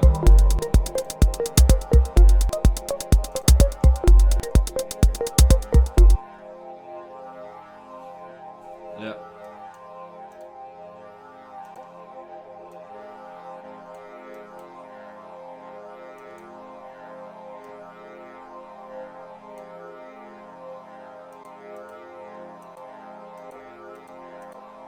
There's almost no difference.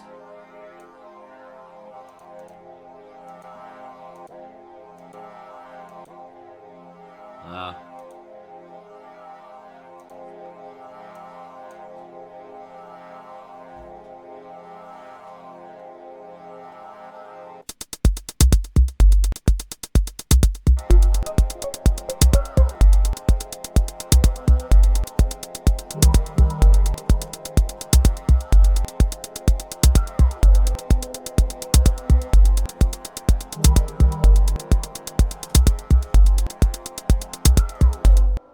The thing is, it seems to collide melody-wise with everything else, except for.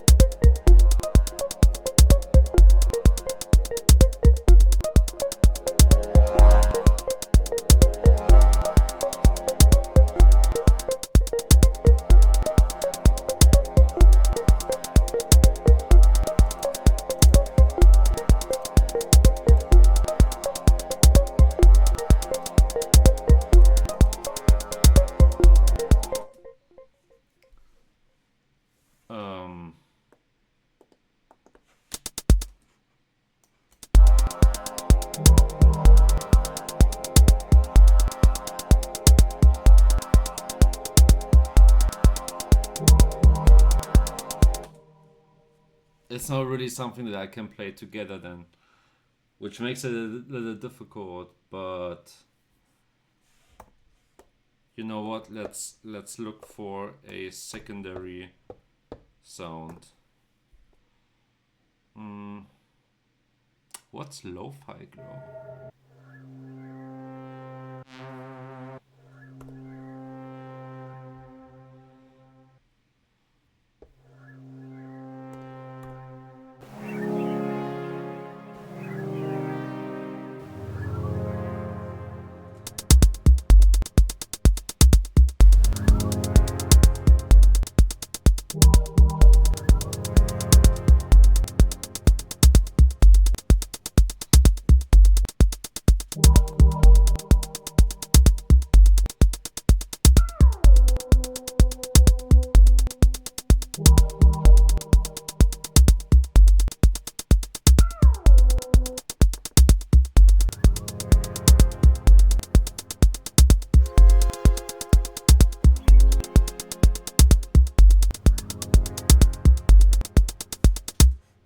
Huh.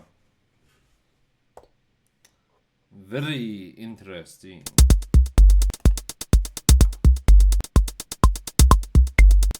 See, now by the way, now I turned up the metronome again. And if I cue something now, it will be loud again because it shares the same volume.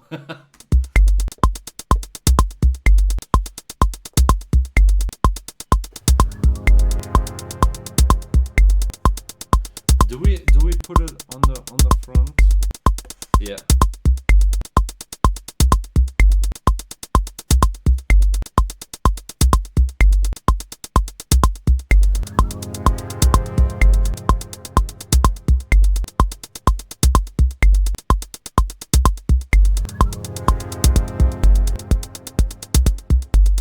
It's kind of, washing. And this, by the way, this works together.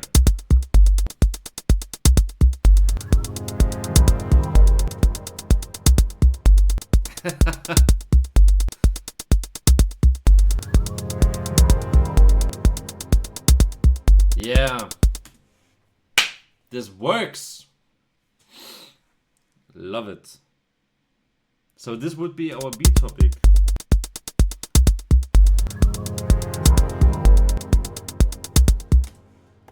One thing that I wanna do then.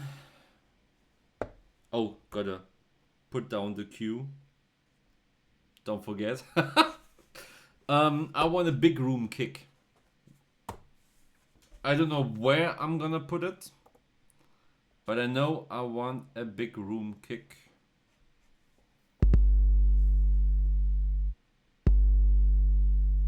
This is not it.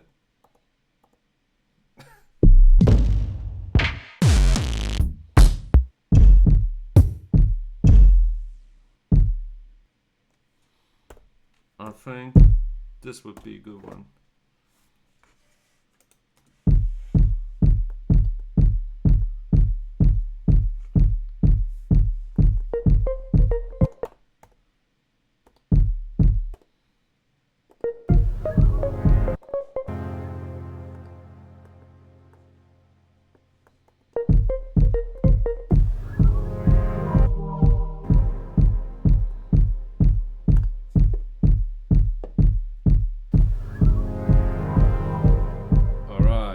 So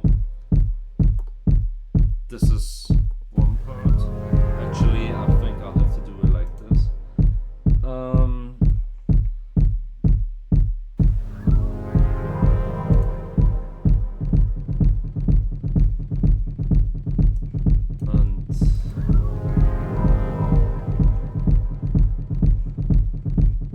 No, replica was the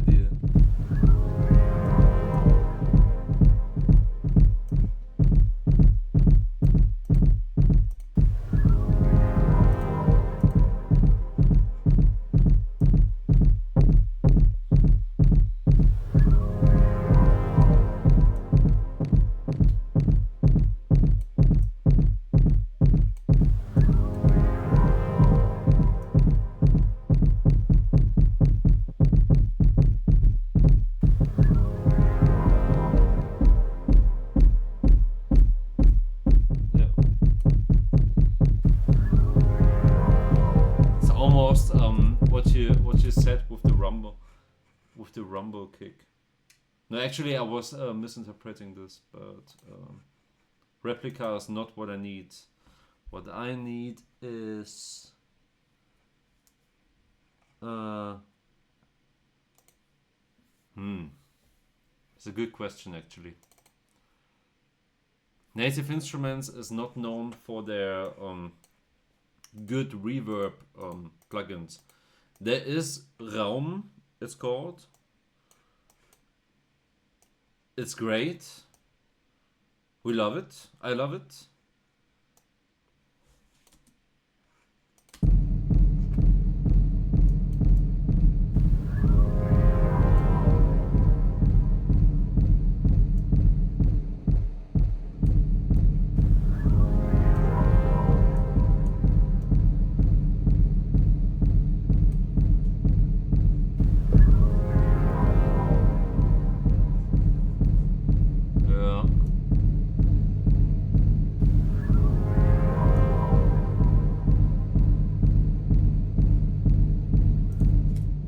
It's because of the transient of the... Why is there a clicking sound in the beginning of the kick? It's because of the transient of the original. So see, this is the original, and this is it with reverb basically. And since it kind of has this clicky overtone to it. That would me You sure? I kind of like it.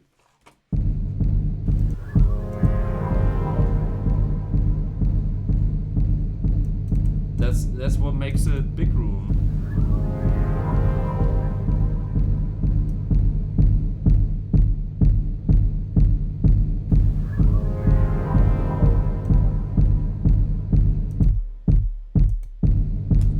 But I like the overdrive, the driven sound.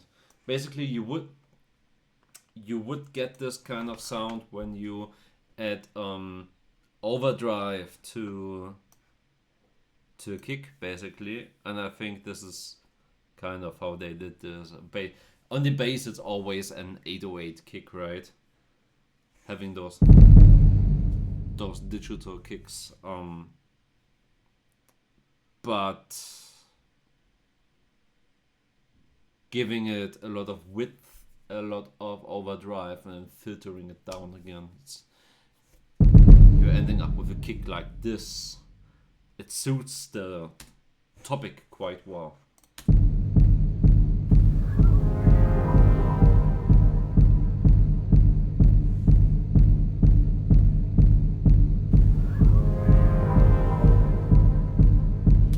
But you cannot maintain this for too long because it gets boring very quick. Because there's not much going on, right? Actually, you know what actually would serve the purpose of this part of the song?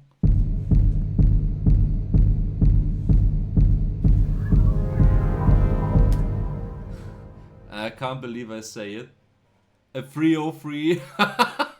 Imagine 303 coming up and down right now.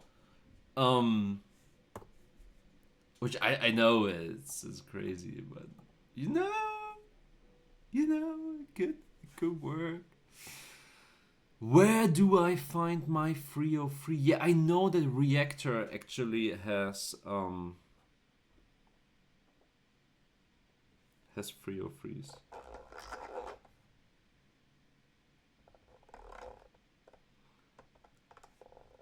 I just never searched through the Reactor base.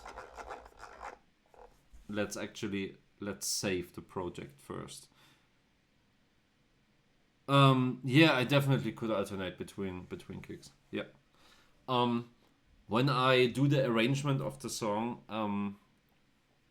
I will use a shit ton of automation as well. It's gonna be a lot of automation.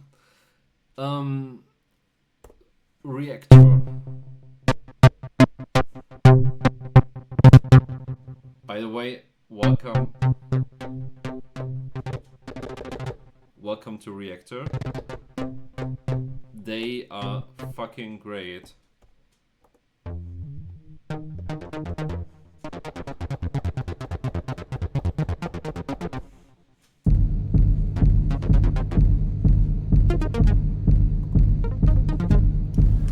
Reactor is fucking great for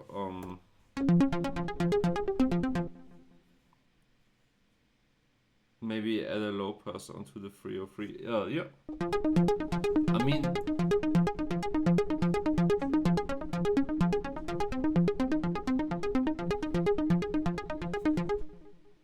maybe even do so.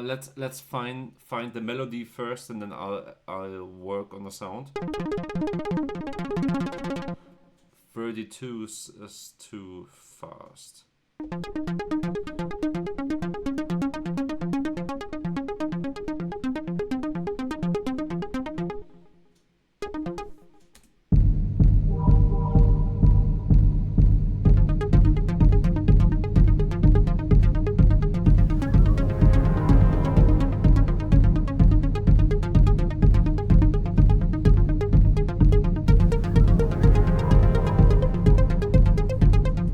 Yeah, I think this is going to be something like this. So let's add a length of 8 to it.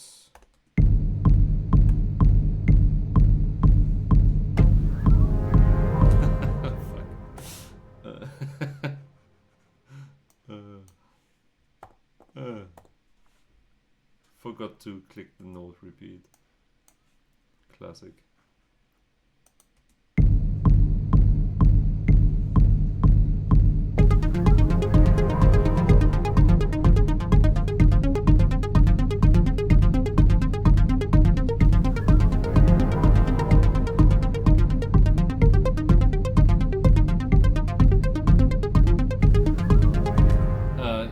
So, high resonance, distortion, and low pass on 303. Definitely very, very good. Good ideas. Jesus, this is man. Oh my gosh. Oh my fucking gosh.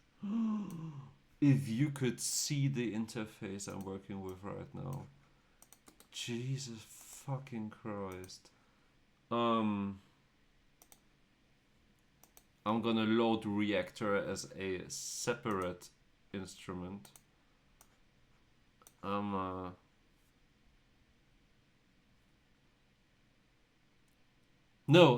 Yes, the interfaces. Imagine having a modular synthesizer without the distinctive separation of the singular modules. This is what I was looking at just a moment ago. Fucking hell.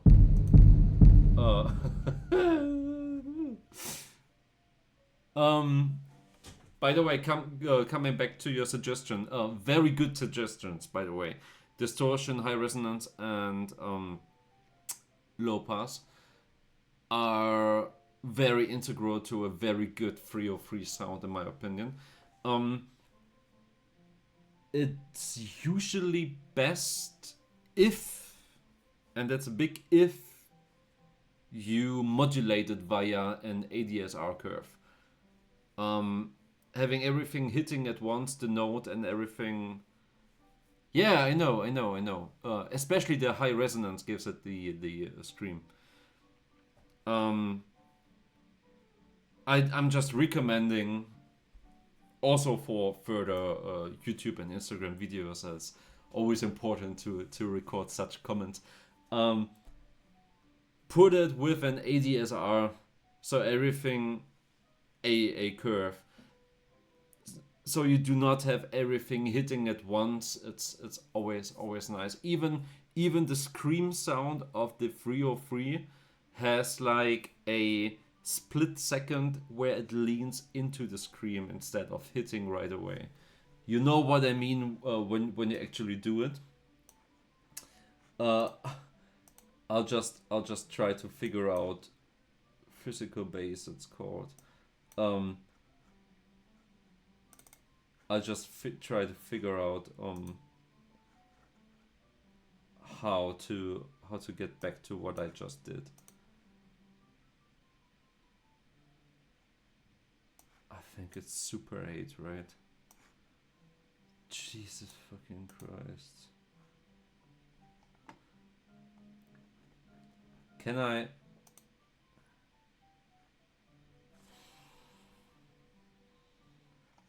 It's not filtered alphabetically as well. FML.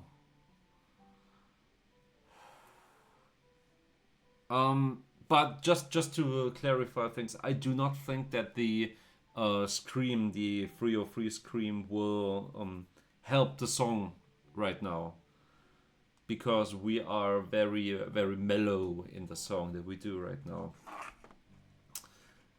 If you know what I mean. Actually.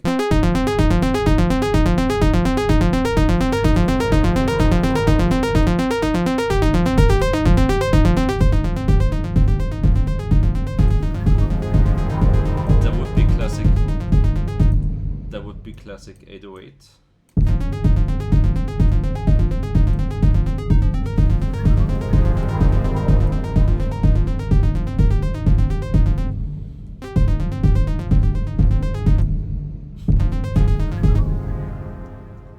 Funny, it really is funny, man. This is completely new to me.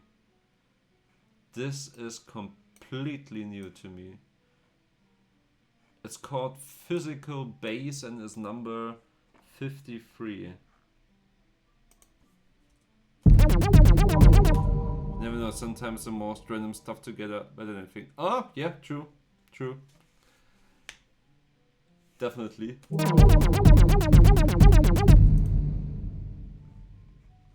I cannot argue with that. Man, this is fucking crazy.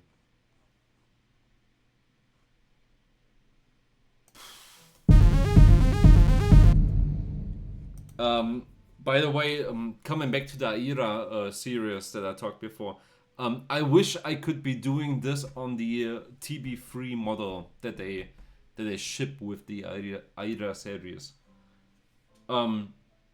Because it's like a 303 clone, but it has a touchpad, and on that touchpad you modulate in real time the modulators.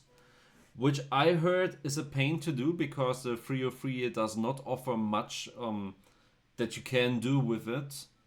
It's kind of more or less like a sound bank that you play with. And you choose your sound and you can change some parameters, but not a lot of them. but there is a software editor for that. So you can hook it up to the computer, edit your programs that you have, and then you can basically change the sound in the editor, load it, disconnect it again, so you have your new sound on your 303, and then you can play it like that. Which, when I describe it right now, it sounds really difficult. It is because it is. It's extra steps to modulate your sound. But, you know, I wish I would, or a different 303 clone right now. I wish I would have some right now. But what can you do? What can you do?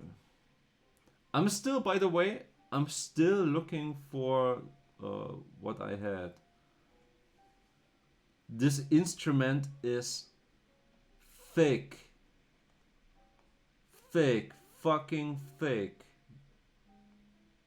Damn. There is so much.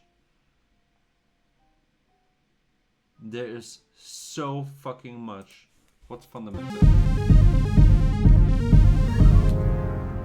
That's fluctuating synth reminds me of the way Pink Floyd used synth a lot.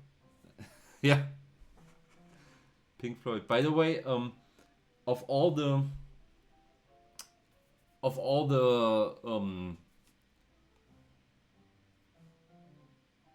analyzation that I did, like I tend to analyze things, bands that I like. Of all those, I never really got into Pink Floyd. I did not listen to a lot of Pink Floyd, but they are definitely one of the biggest influences on rock and pop music in the last century. Crazy, right?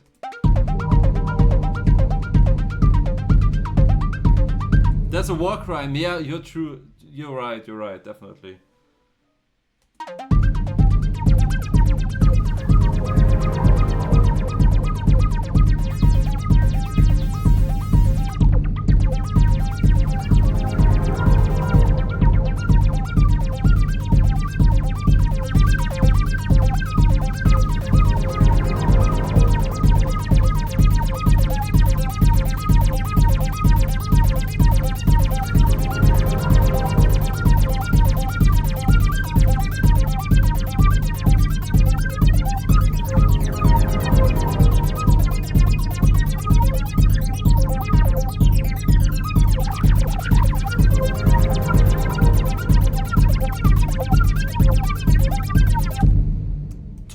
Talking about you need to take 45 minutes and listen to some Dark Side of the Moon.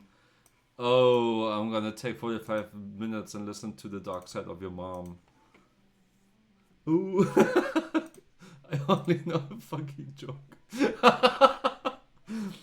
I should definitely. Let's take some basic distortion.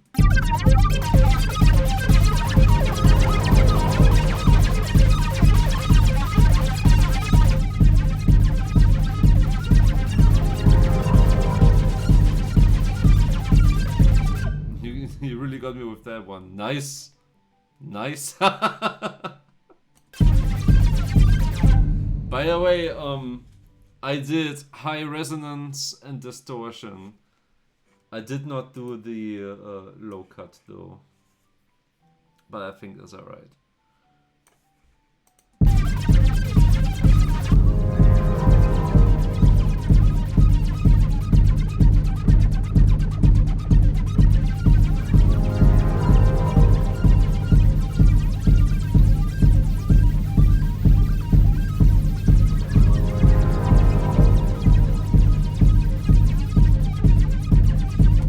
Low pass at that character. Alright, let's do the low pass.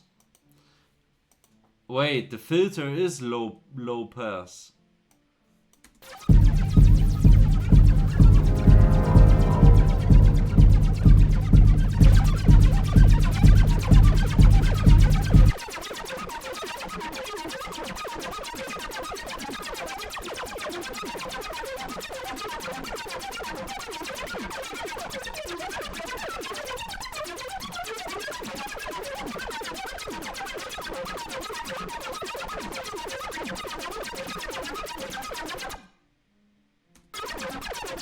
You know what I mean? Yeah, well, alright. It doesn't sound right. Because...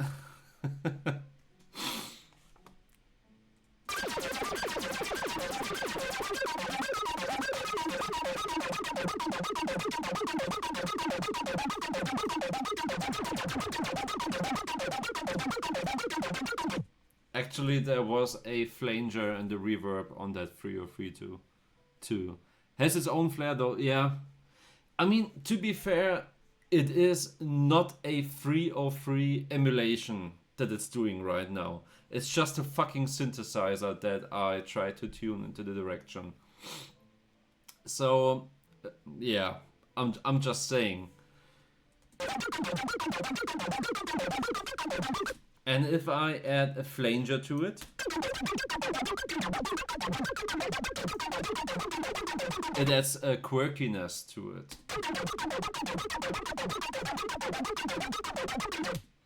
So you have like this nice bit of quirkiness, and then we add a little bit of reverb for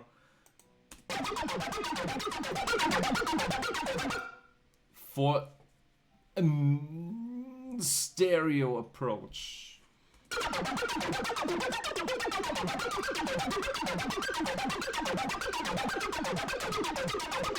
I think the original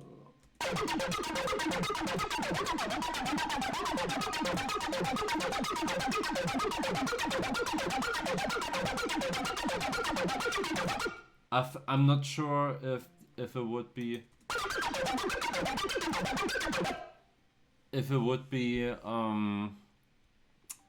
glide time that plays a part with it. I do not know the 808 in and out. By the way, that's it without any distortion.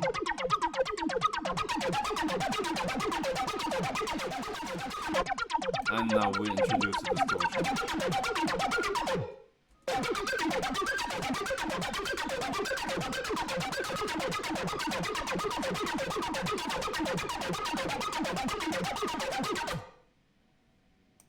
Maybe a little much distortion.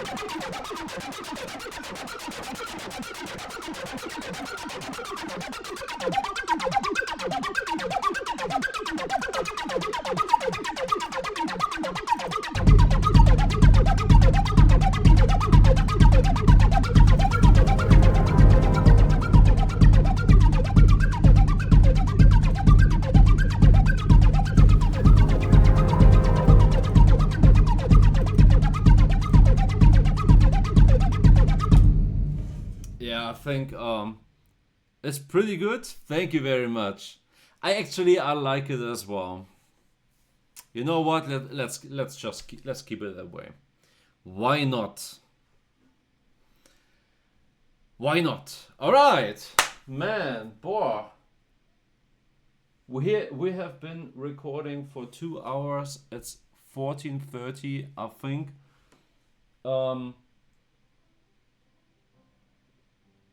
I think it would be time to take a break from the music. And I'm gonna fetch myself a coffee. Yes, always important. I'm gonna save the project really quick because always save in between, right? Always look on the bright side of life.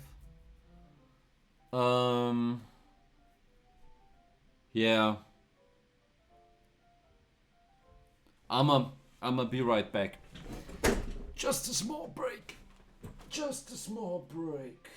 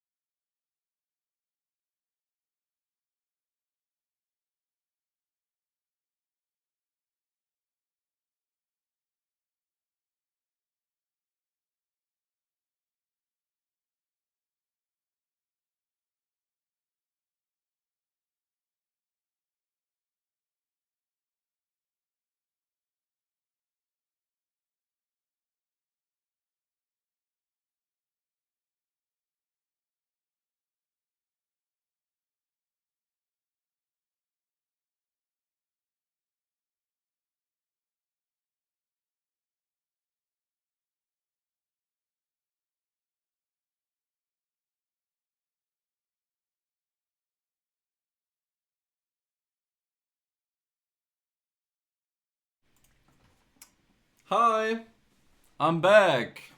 How's it going?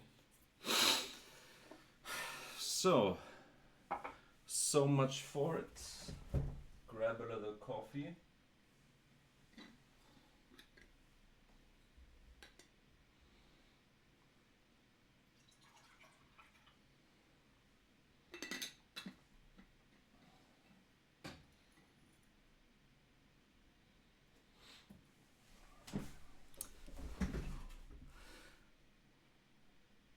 Bro's trying to set the world record for the quickest coffee drinker.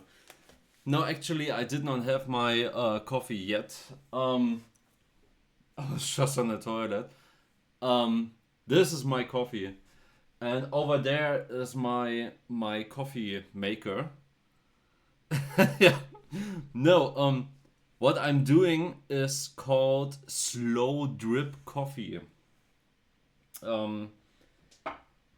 Where you have like it's basically a device where you have water on the top over there, and it basically just drips down into your ground coffee, and because it drips down very slowly, it extracts the coffee.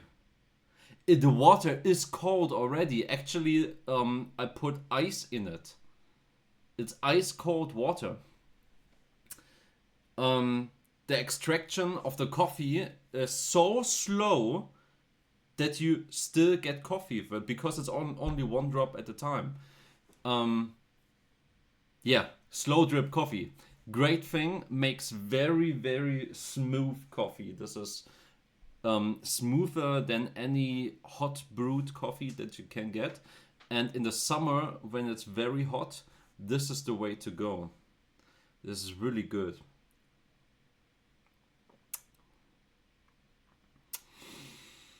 Yeah.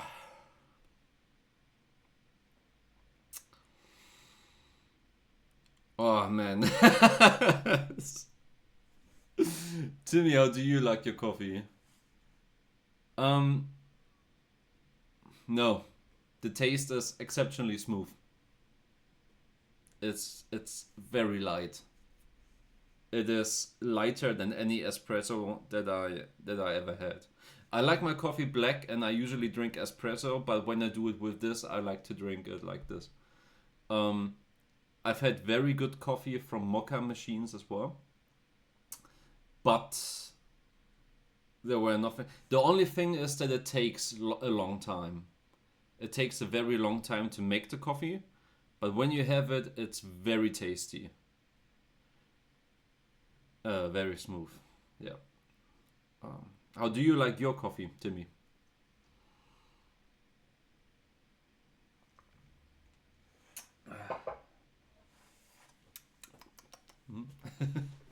I don't like black myself. I like latte cappuccinos.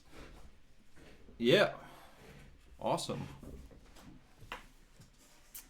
Very, very Italian approach. In the future, I should get some music playing in the background when I'm not actually doing stuff. The sweeter, the better. I I used to drink it with a shit ton of sugar. Like you have some coffee in your sugar. But not anymore. Because I was getting fat. I'm still not the sleekest person, but you know what I mean.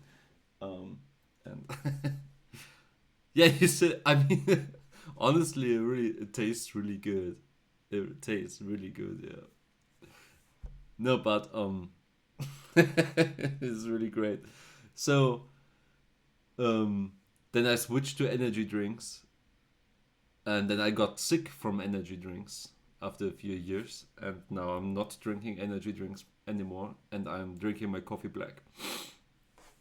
Let's have another sip. The things that you do for love and the health.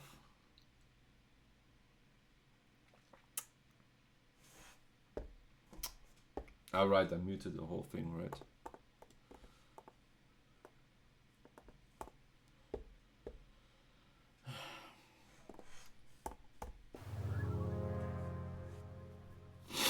this one.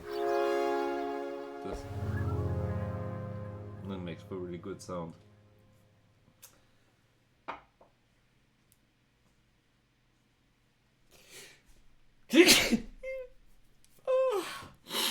All right. Oh man.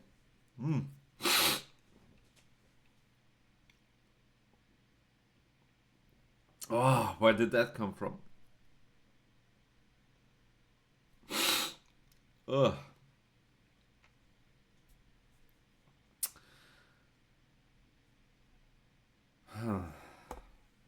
You know what? Try to get some stevia from your supermarket in Sweden. It doesn't have any calories and sweetness without any aftertaste. Yeah, but it promotes hunger a lot. True, but you tend to get hungry from it. But yeah, for a lot of people, stevia works wonders.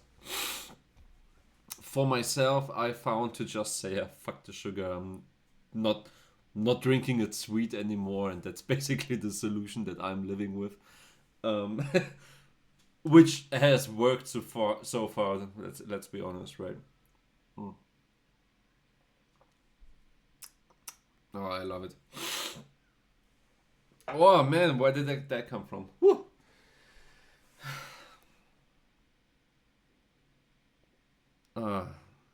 So I guess we can continue, right?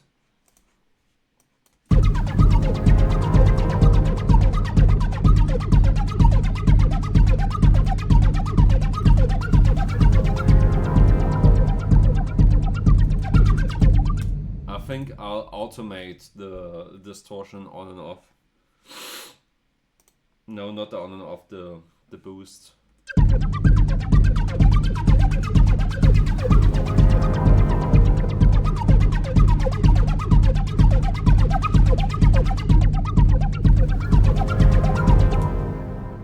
Yeah, this will be a great automation that will come in.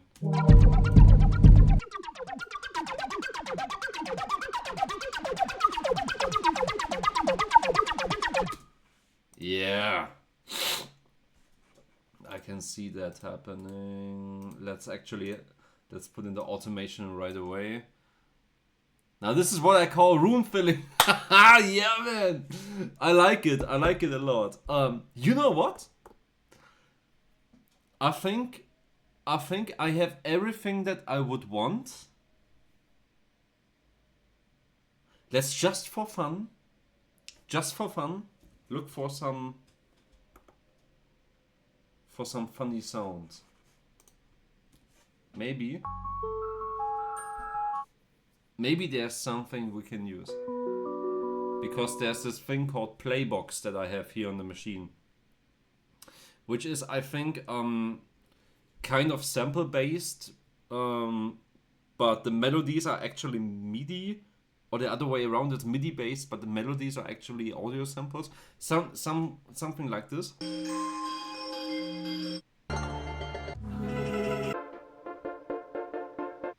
And it's always something you play around with, right? For example, like this. So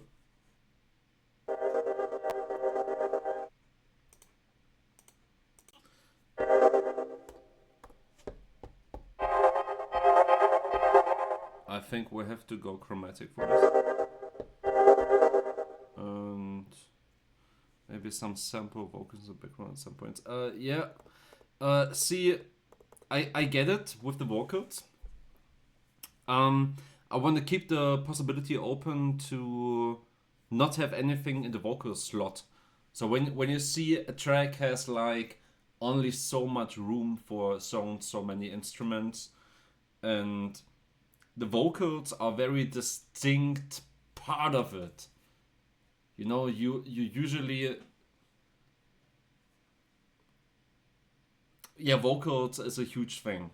So when I introduce sampled vocals now, I might not have the space to actually do vocals myself later on.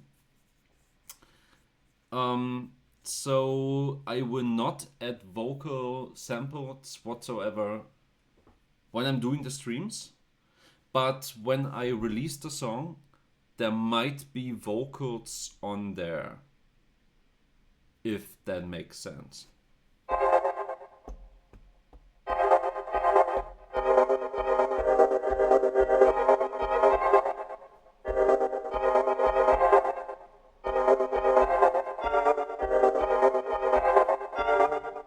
By the way, this is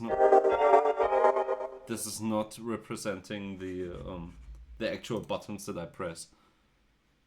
Oh, so you'd rather use your own vocals rather than the typical? Yes.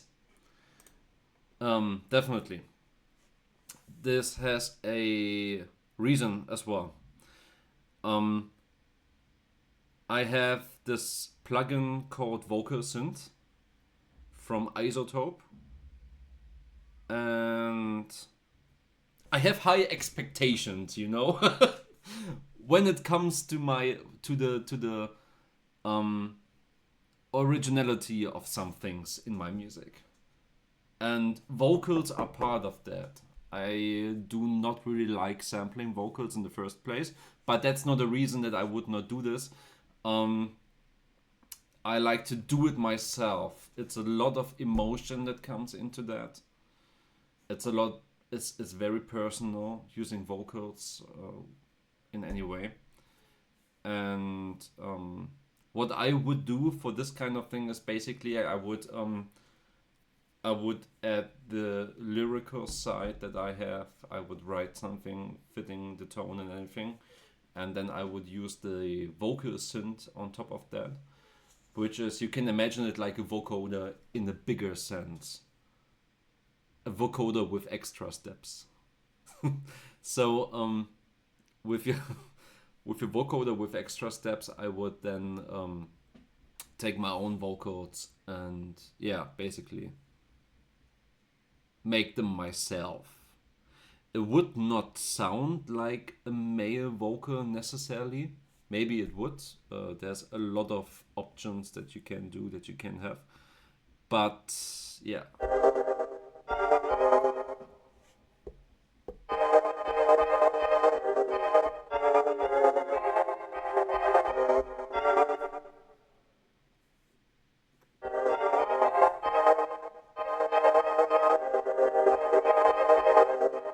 This is not representative of the note values that I'm playing, by the way. This is C3, this is C4, but this is not an octave.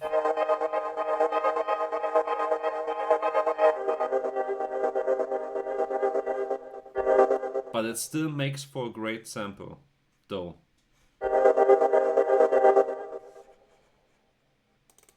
Playbox, what are you?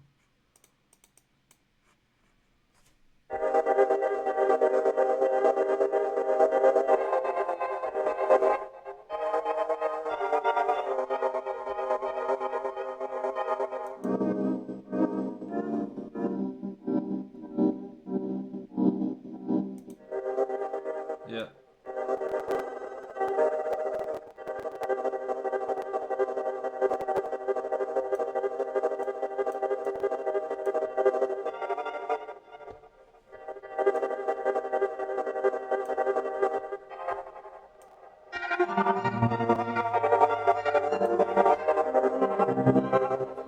I like using voice lines from popular series, cartoons, animes, etc. myself.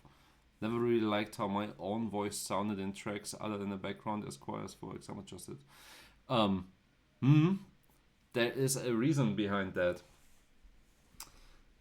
Every time you record yourself and you edit it after you recorded yourself, you think of yourself as sounding bad.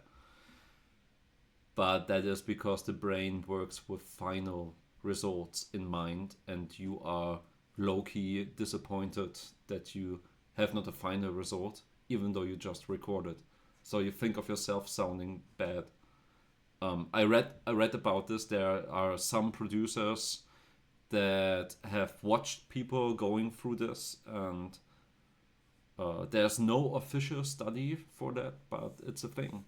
It's definitely a thing. And Yeah, what can I say? I like the idea that you use cartoons.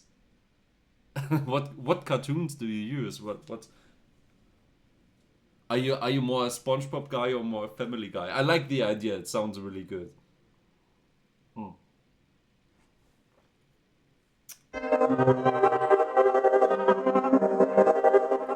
Honestly, this would make a great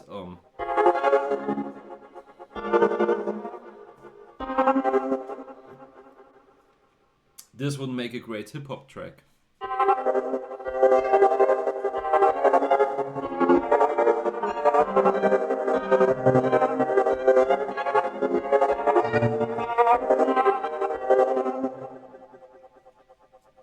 I should sample that and reuse it for a hip hop track. This sounds really great.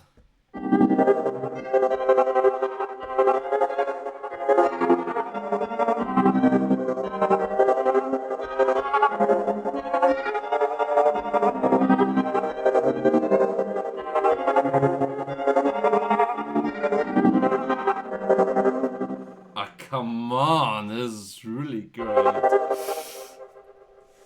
Any of them, Family Guy, Rick and Morty, haha! Yeah.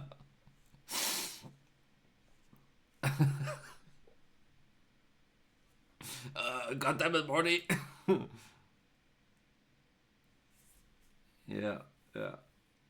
Sounds great. Yeah, sound effects can fit in nicely. I think if I filter them once more, this could be ear candy, but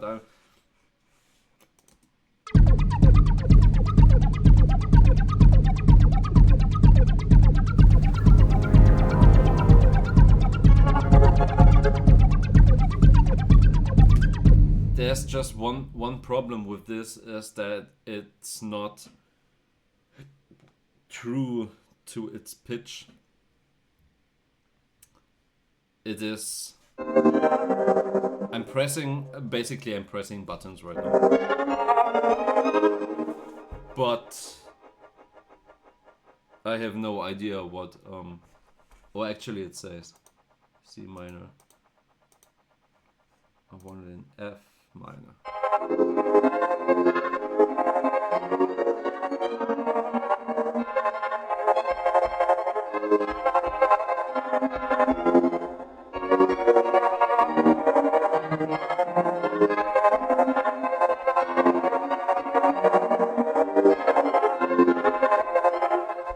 Oh man, I really want to record that. All right. This is gonna be scene 2.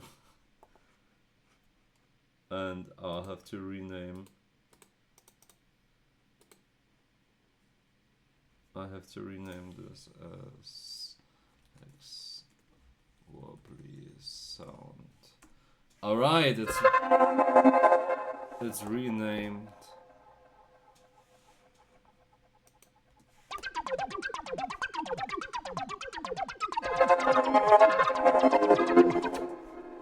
I fucked up.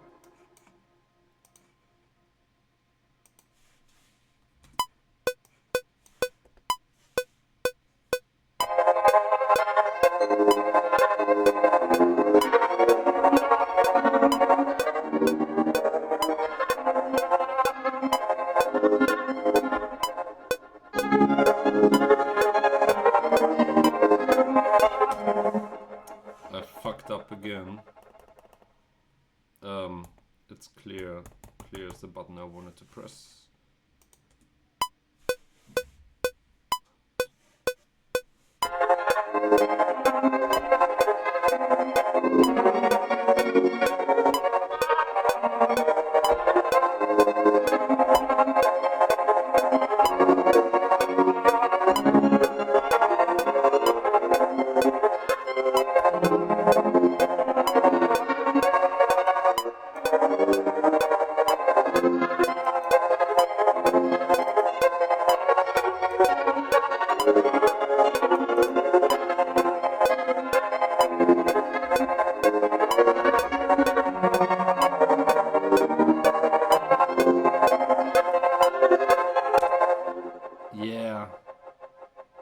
Oh man, I'm just, you know what? It's saved. Let's go back. Let's go back again.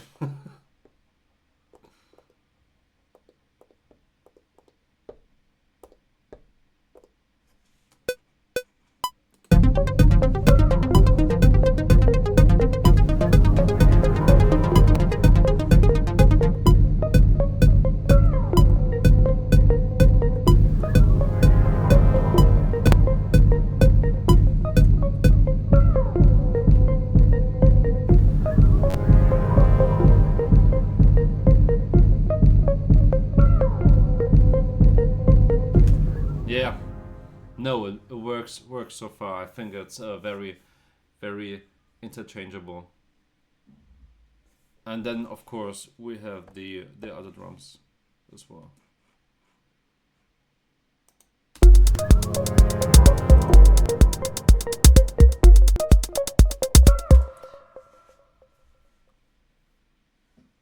I know that they tend to do a lot more with the percussions and with the heads and everything. Yeah. Not feeling it right now. I think the hi-hats is enough.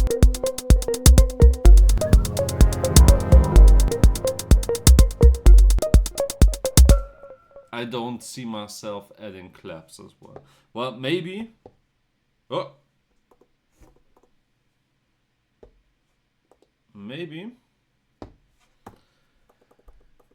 I got a lot of out of it so far. So what I'm doing right now is mostly looking for extra stuff. We have like everything that we came for.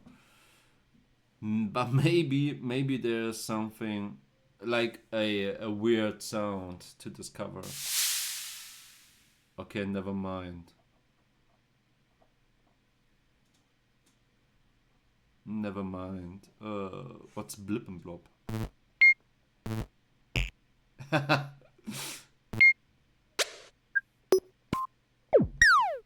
Pew.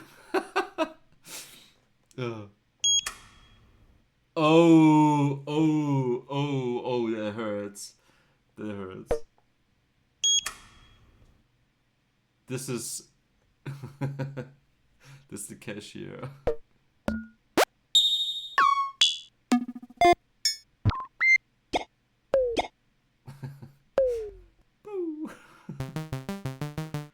Oh, this actually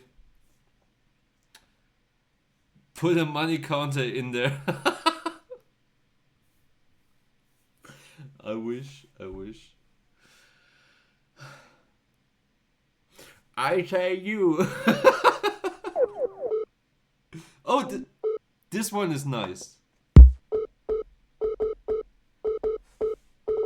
Yeah, that's what the beep reminded me of too.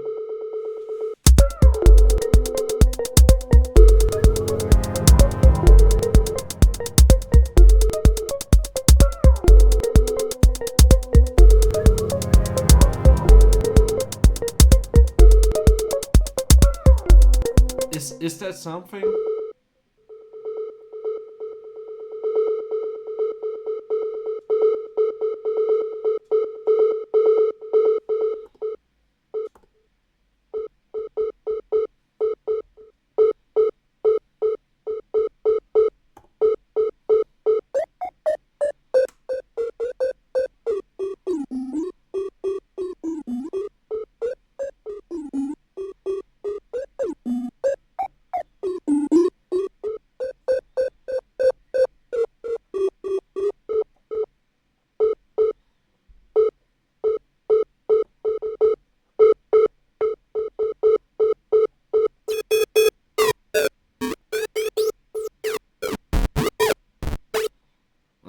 That's alright. That's alright. I just like the sound. It's called the blip and blob section of the Native Instruments sound. Jesus.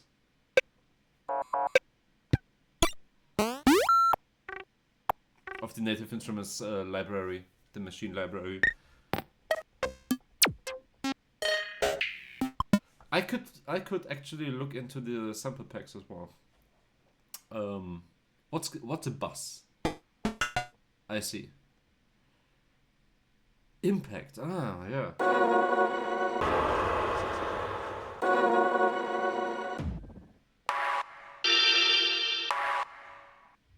Would this one actually work?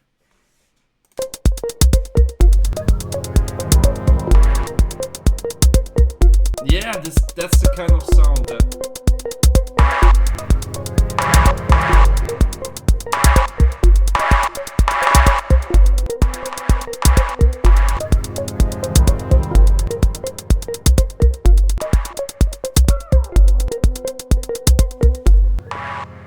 There's like the kind of sound that you put that you just put in there. Just because.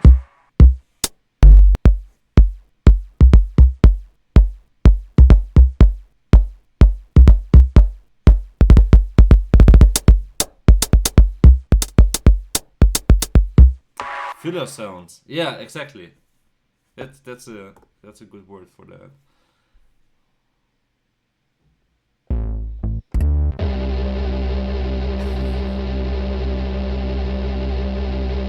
Oh man. Oh man.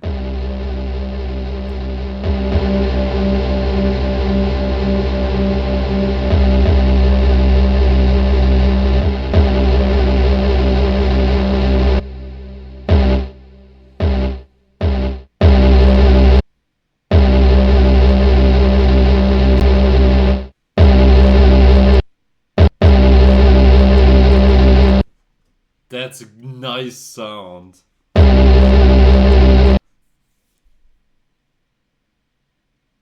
Now that has similarities to the Hoover. Do you think?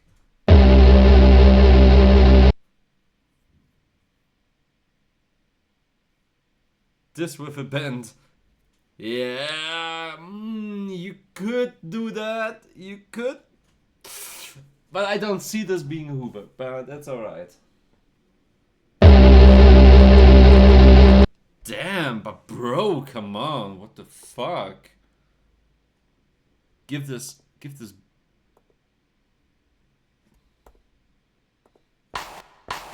Oh fuck. No, I lost it. Bassi Alorian.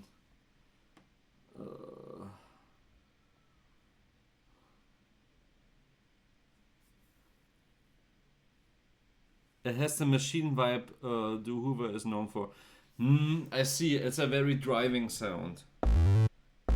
Fuck.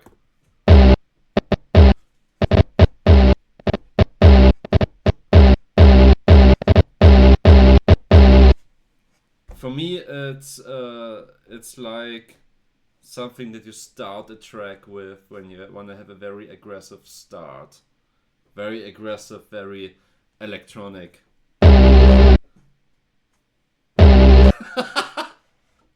I love it. Oh my god, it's really great. Nah. Awesome. But it doesn't fit like the minimalistic vibe that we have.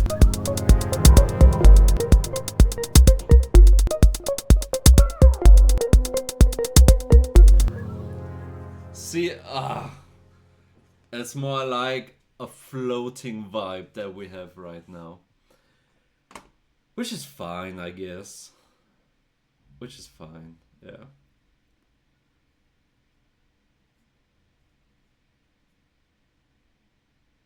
Yeah, no, I think this will come in somewhere.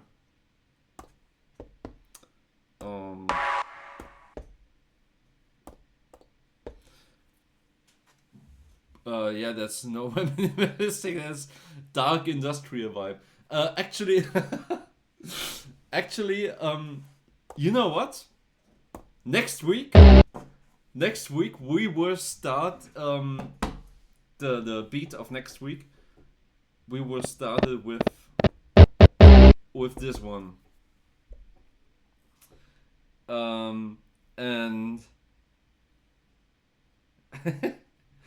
it will be minimalistic. I tell you, it will be minimalistic. Oh man, it's a strong sound. I like it. I would love to play with it right now, but focus. Let's focus. I don't know about that. You will see. You will see. I plan to stream Sundays always. And then, because that's when I'm free, right? I obviously I have a job as well. So I'm free on Sundays, every Sunday. And then I have a different day in the week as well where I'm free. So next week, I think maybe I'll stream tomorrow again, because I'm a stream till 4 today. We started at 12. I'm gonna stream until 4. I think there's a calendar in Twitch where you can do that as well. So and maybe I'll stream tomorrow again. And then we'll see you next Sunday, definitely. I'm gonna start with the sound. I'm gonna make it a kind of minimalistic vibe. I tell you, it's no joke. I'm gonna do it.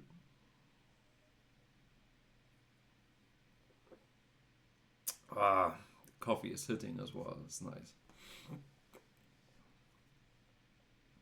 It's funny, by the way. I have a cat. You don't see him, by the way, right now. He's across of me. Has a little bed there, and he just tucked around and did the cat thing where they put their face into their paws. Really cute. Always nice. All right. Yeah, focus. Let's focus. I want to do multiple things. First, I want to add a few audio tracks. Let's do maybe 10.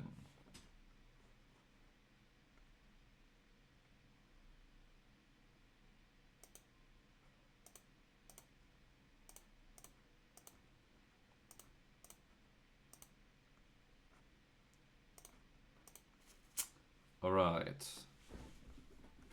Now that I have my 10 audio tracks, at the bottom is the reactor acid synth that we have. Let's start with the drums. Drums has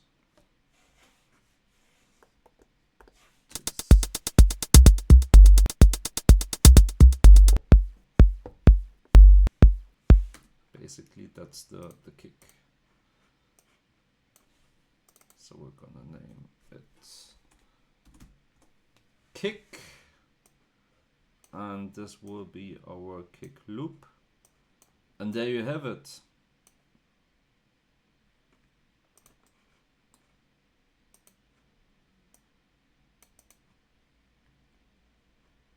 And I just realized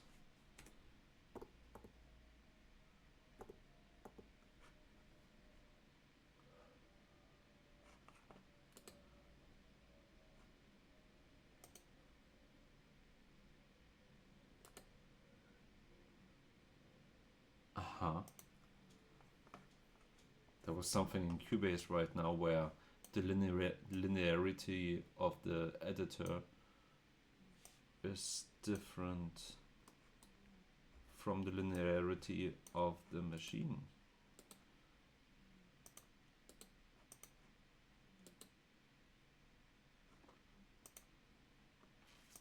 So what I can do, see, the machine is the same BPM as Cubase.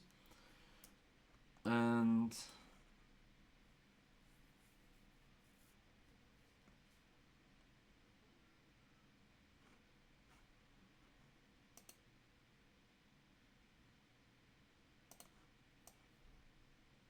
because it automatically syncs up.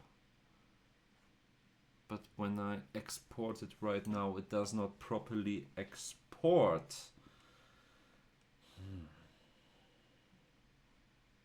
There's a timing issue, and I don't know if it's related to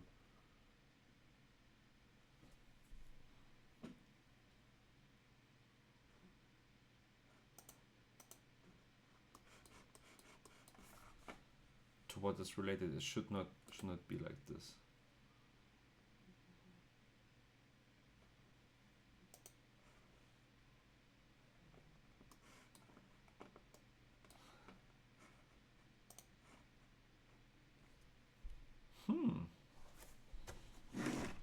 Is interesting. All right.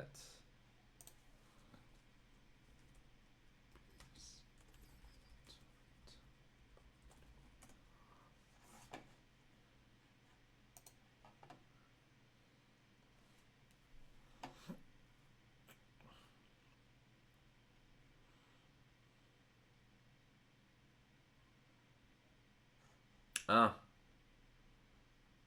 I see.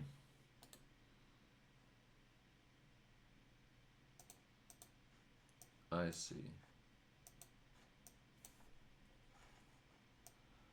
I see you, na na na na na na na na na. I see you. Da, da, da. This is a problem now. Because I kind of need it to work. Is this an issue only with you?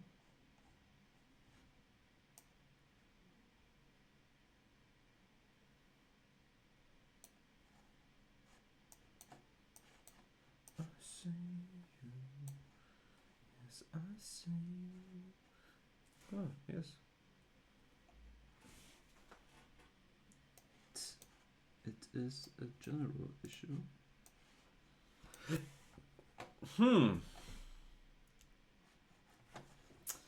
Very problematic.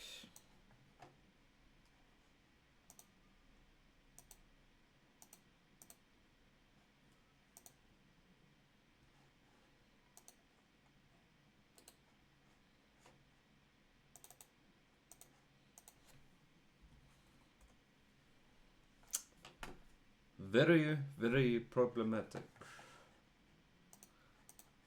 This is part of those technical issues where I think I should have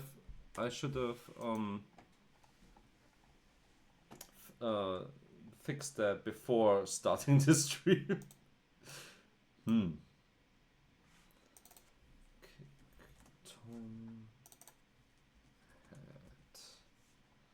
Kick Tom hat.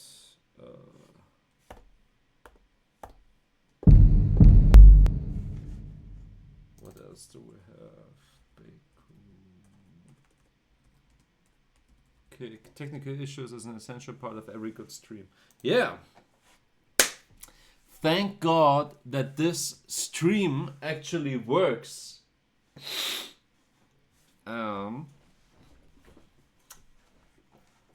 Thank God that this stream actually works.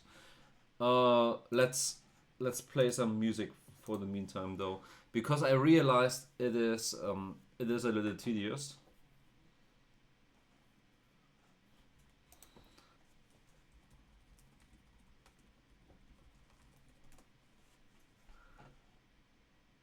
It is a little tedious without the music. What audio interface is that, by the way? That's a Focusrite Scarlett 8-channel interface. I forgot the name.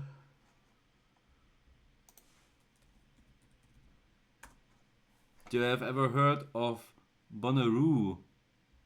No. What's Bonnaroo?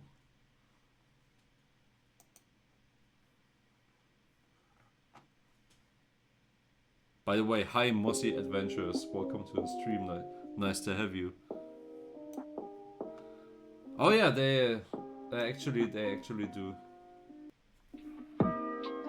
So alright, this is no copyright music, by the way.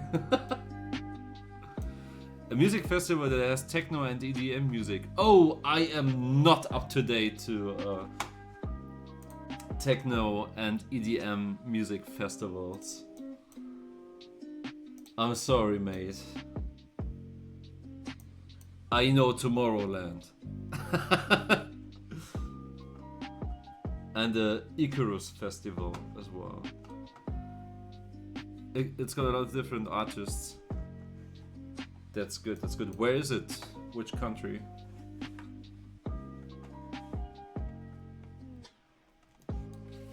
In the US. Yeah. Do you know the memes about European raves and US raves? This is always funny that there are a lot of memes about that. So tell me, yeah, it's basically you have to see the picture. You have to see the picture. In the US, the rave scene is very pretty. People dress up nicely and everything, and there's often some gimmick when the DJ is playing. And in Europe, you have like hardstyle fucking, and everybody is wearing black. Nobody fucking cares. People are just pumping. I've seen a lot of those memes. House music, yeah. Actually, I myself have not been to the US, so I cannot tell if it's true or not. Yeah.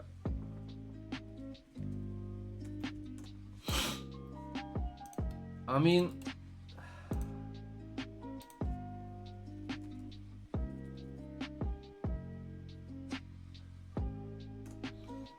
why in the fucking world would they do it like this? I don't get it. I don't fucking get it. House music is. Gabber is the keyword here. Gabba.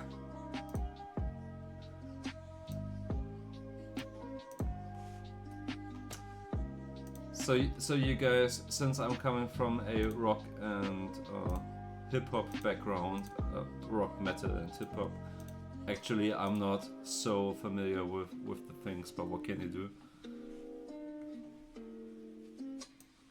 Have you been to the what's it called, Bonnaroo Festival, Mossy Adventure? That's very different here, to say the least. Can't argue with that.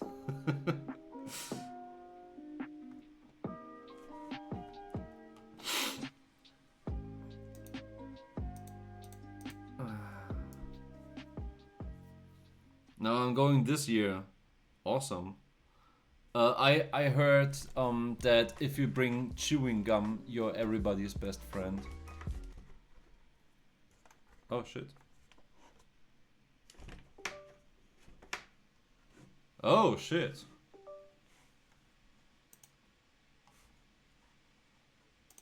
I fucked up my audio interface. I accidentally disconnected my audio interface. Yeah. So good fun. Bring your chewing gum and then make some friends. Chase your dreams and keep making music. I will, definitely. Even though my sister recently told me otherwise. You too, mate. You too. Do you have any dreams aside from going to the Bonnaroo Festival? Mossy Adventures?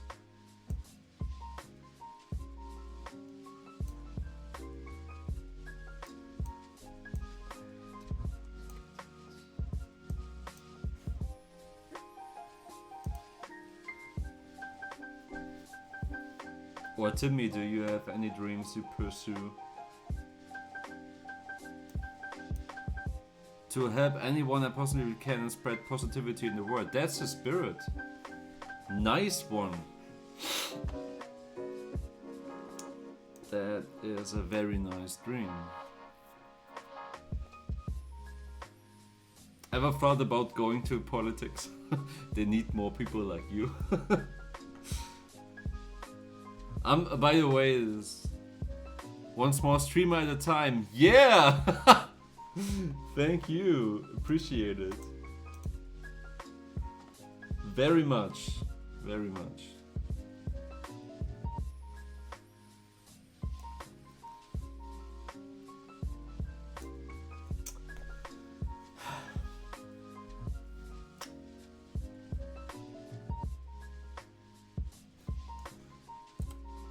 This is very frustrating. It's important that people remember we are just humans trying our best to survive. Indeed. One could argue that this exactly is life. I think I'll just have to restart Cubase really quick. I don't know what's wrong with Cubase.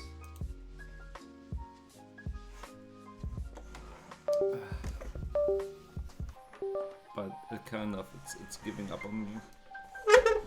Hoppa! Mine is nice, so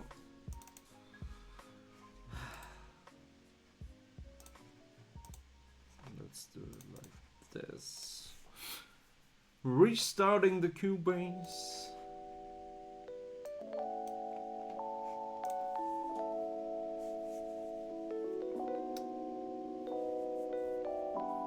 Have you ever played an instrument yourself, Mossy?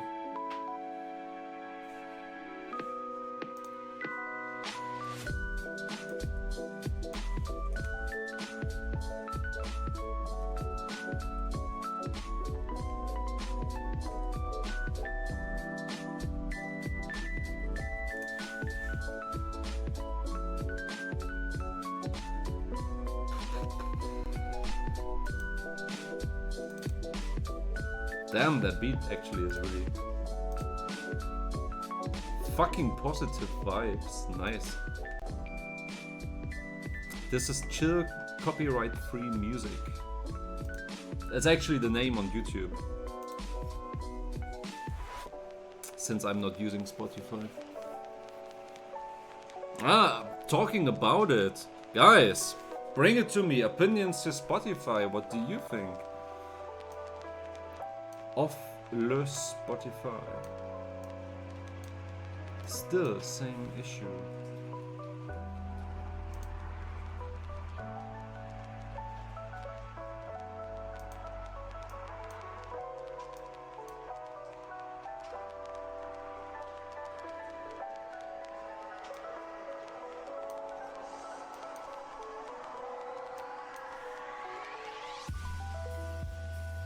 Because I think I really don't like Spotify.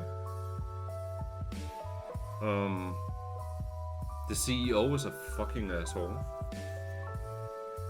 And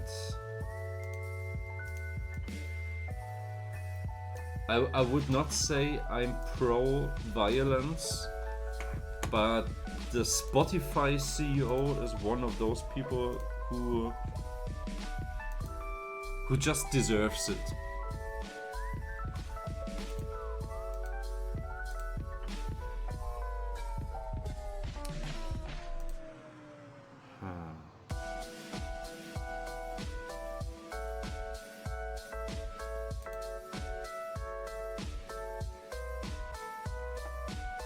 But then again, like, it's so big, so much of the music industry is focusing on Spotify, and it's really hard.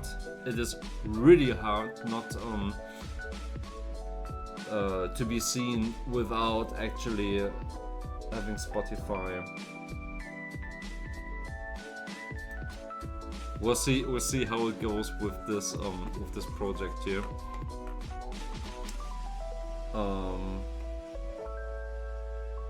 I'll be curious.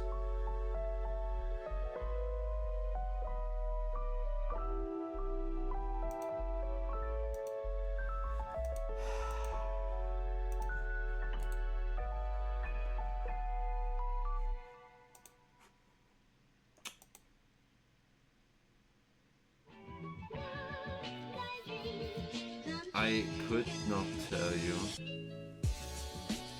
what the fucking problem is.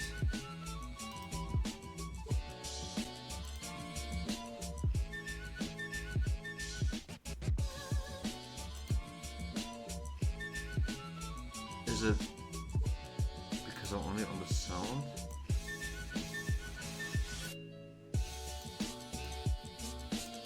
No.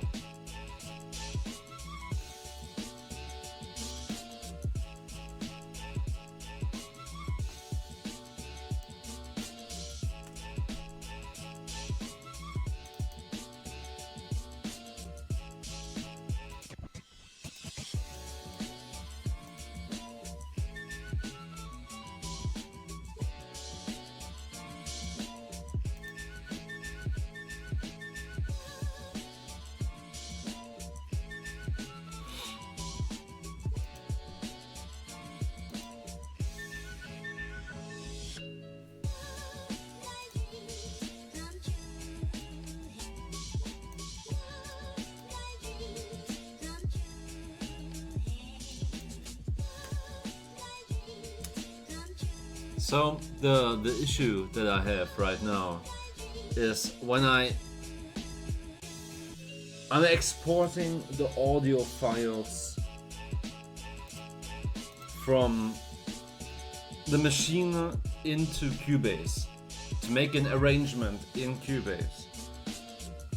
Since the machine and Cubase are the same BPM, 126 BPM, because Cubase is the host and machine is the slave.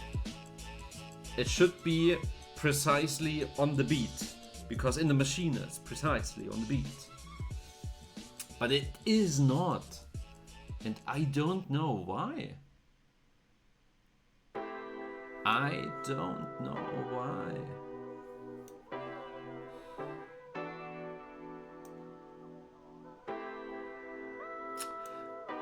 Well, I guess that is something that I will have to figure out at some point. Yeah. No. All right. I would say let's wrap up the stream here at that point. Pretty proud on what we did so far. I mean,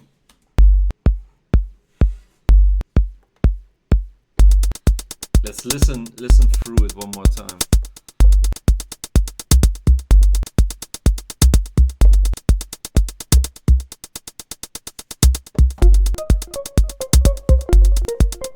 Yeah.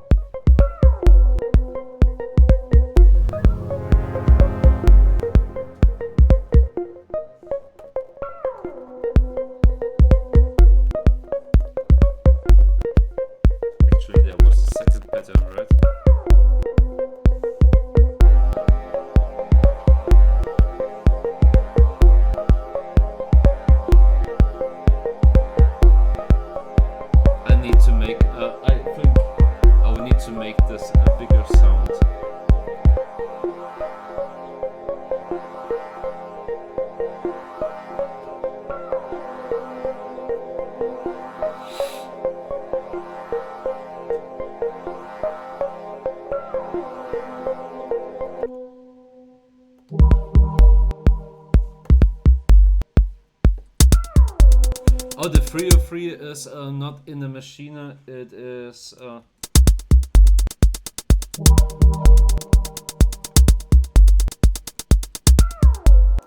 it is over here.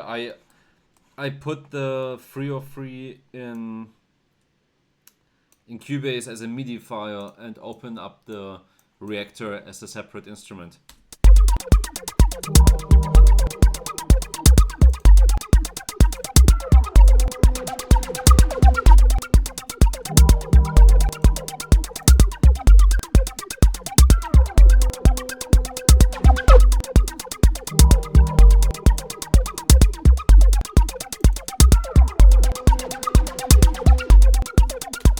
Yeah, and this was some slight automation.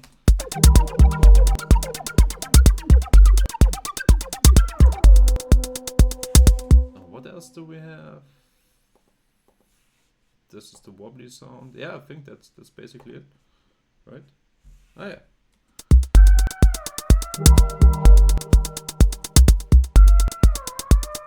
The Sabrina Carpenter one. You remember?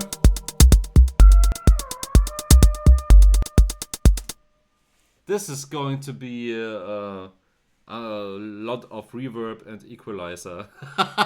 You do. Awesome. Yeah, no, I think I'll wrap it for today. I'll find a solution for the problems that I had, and tomorrow I'll do the arrangement. Yeah. Yeah, sounds good to me. Then Timmy, thanks for joining in. Tomorrow 12 to 4, same deal. Feel free to come back as well. I'd love to have you. And yeah, basically all in all, just thanks for watching. I hope to see you again. Until then, bye. 45 minutes Dark Side of the Moon, don't forget. Yeah, I will. Bye, mate.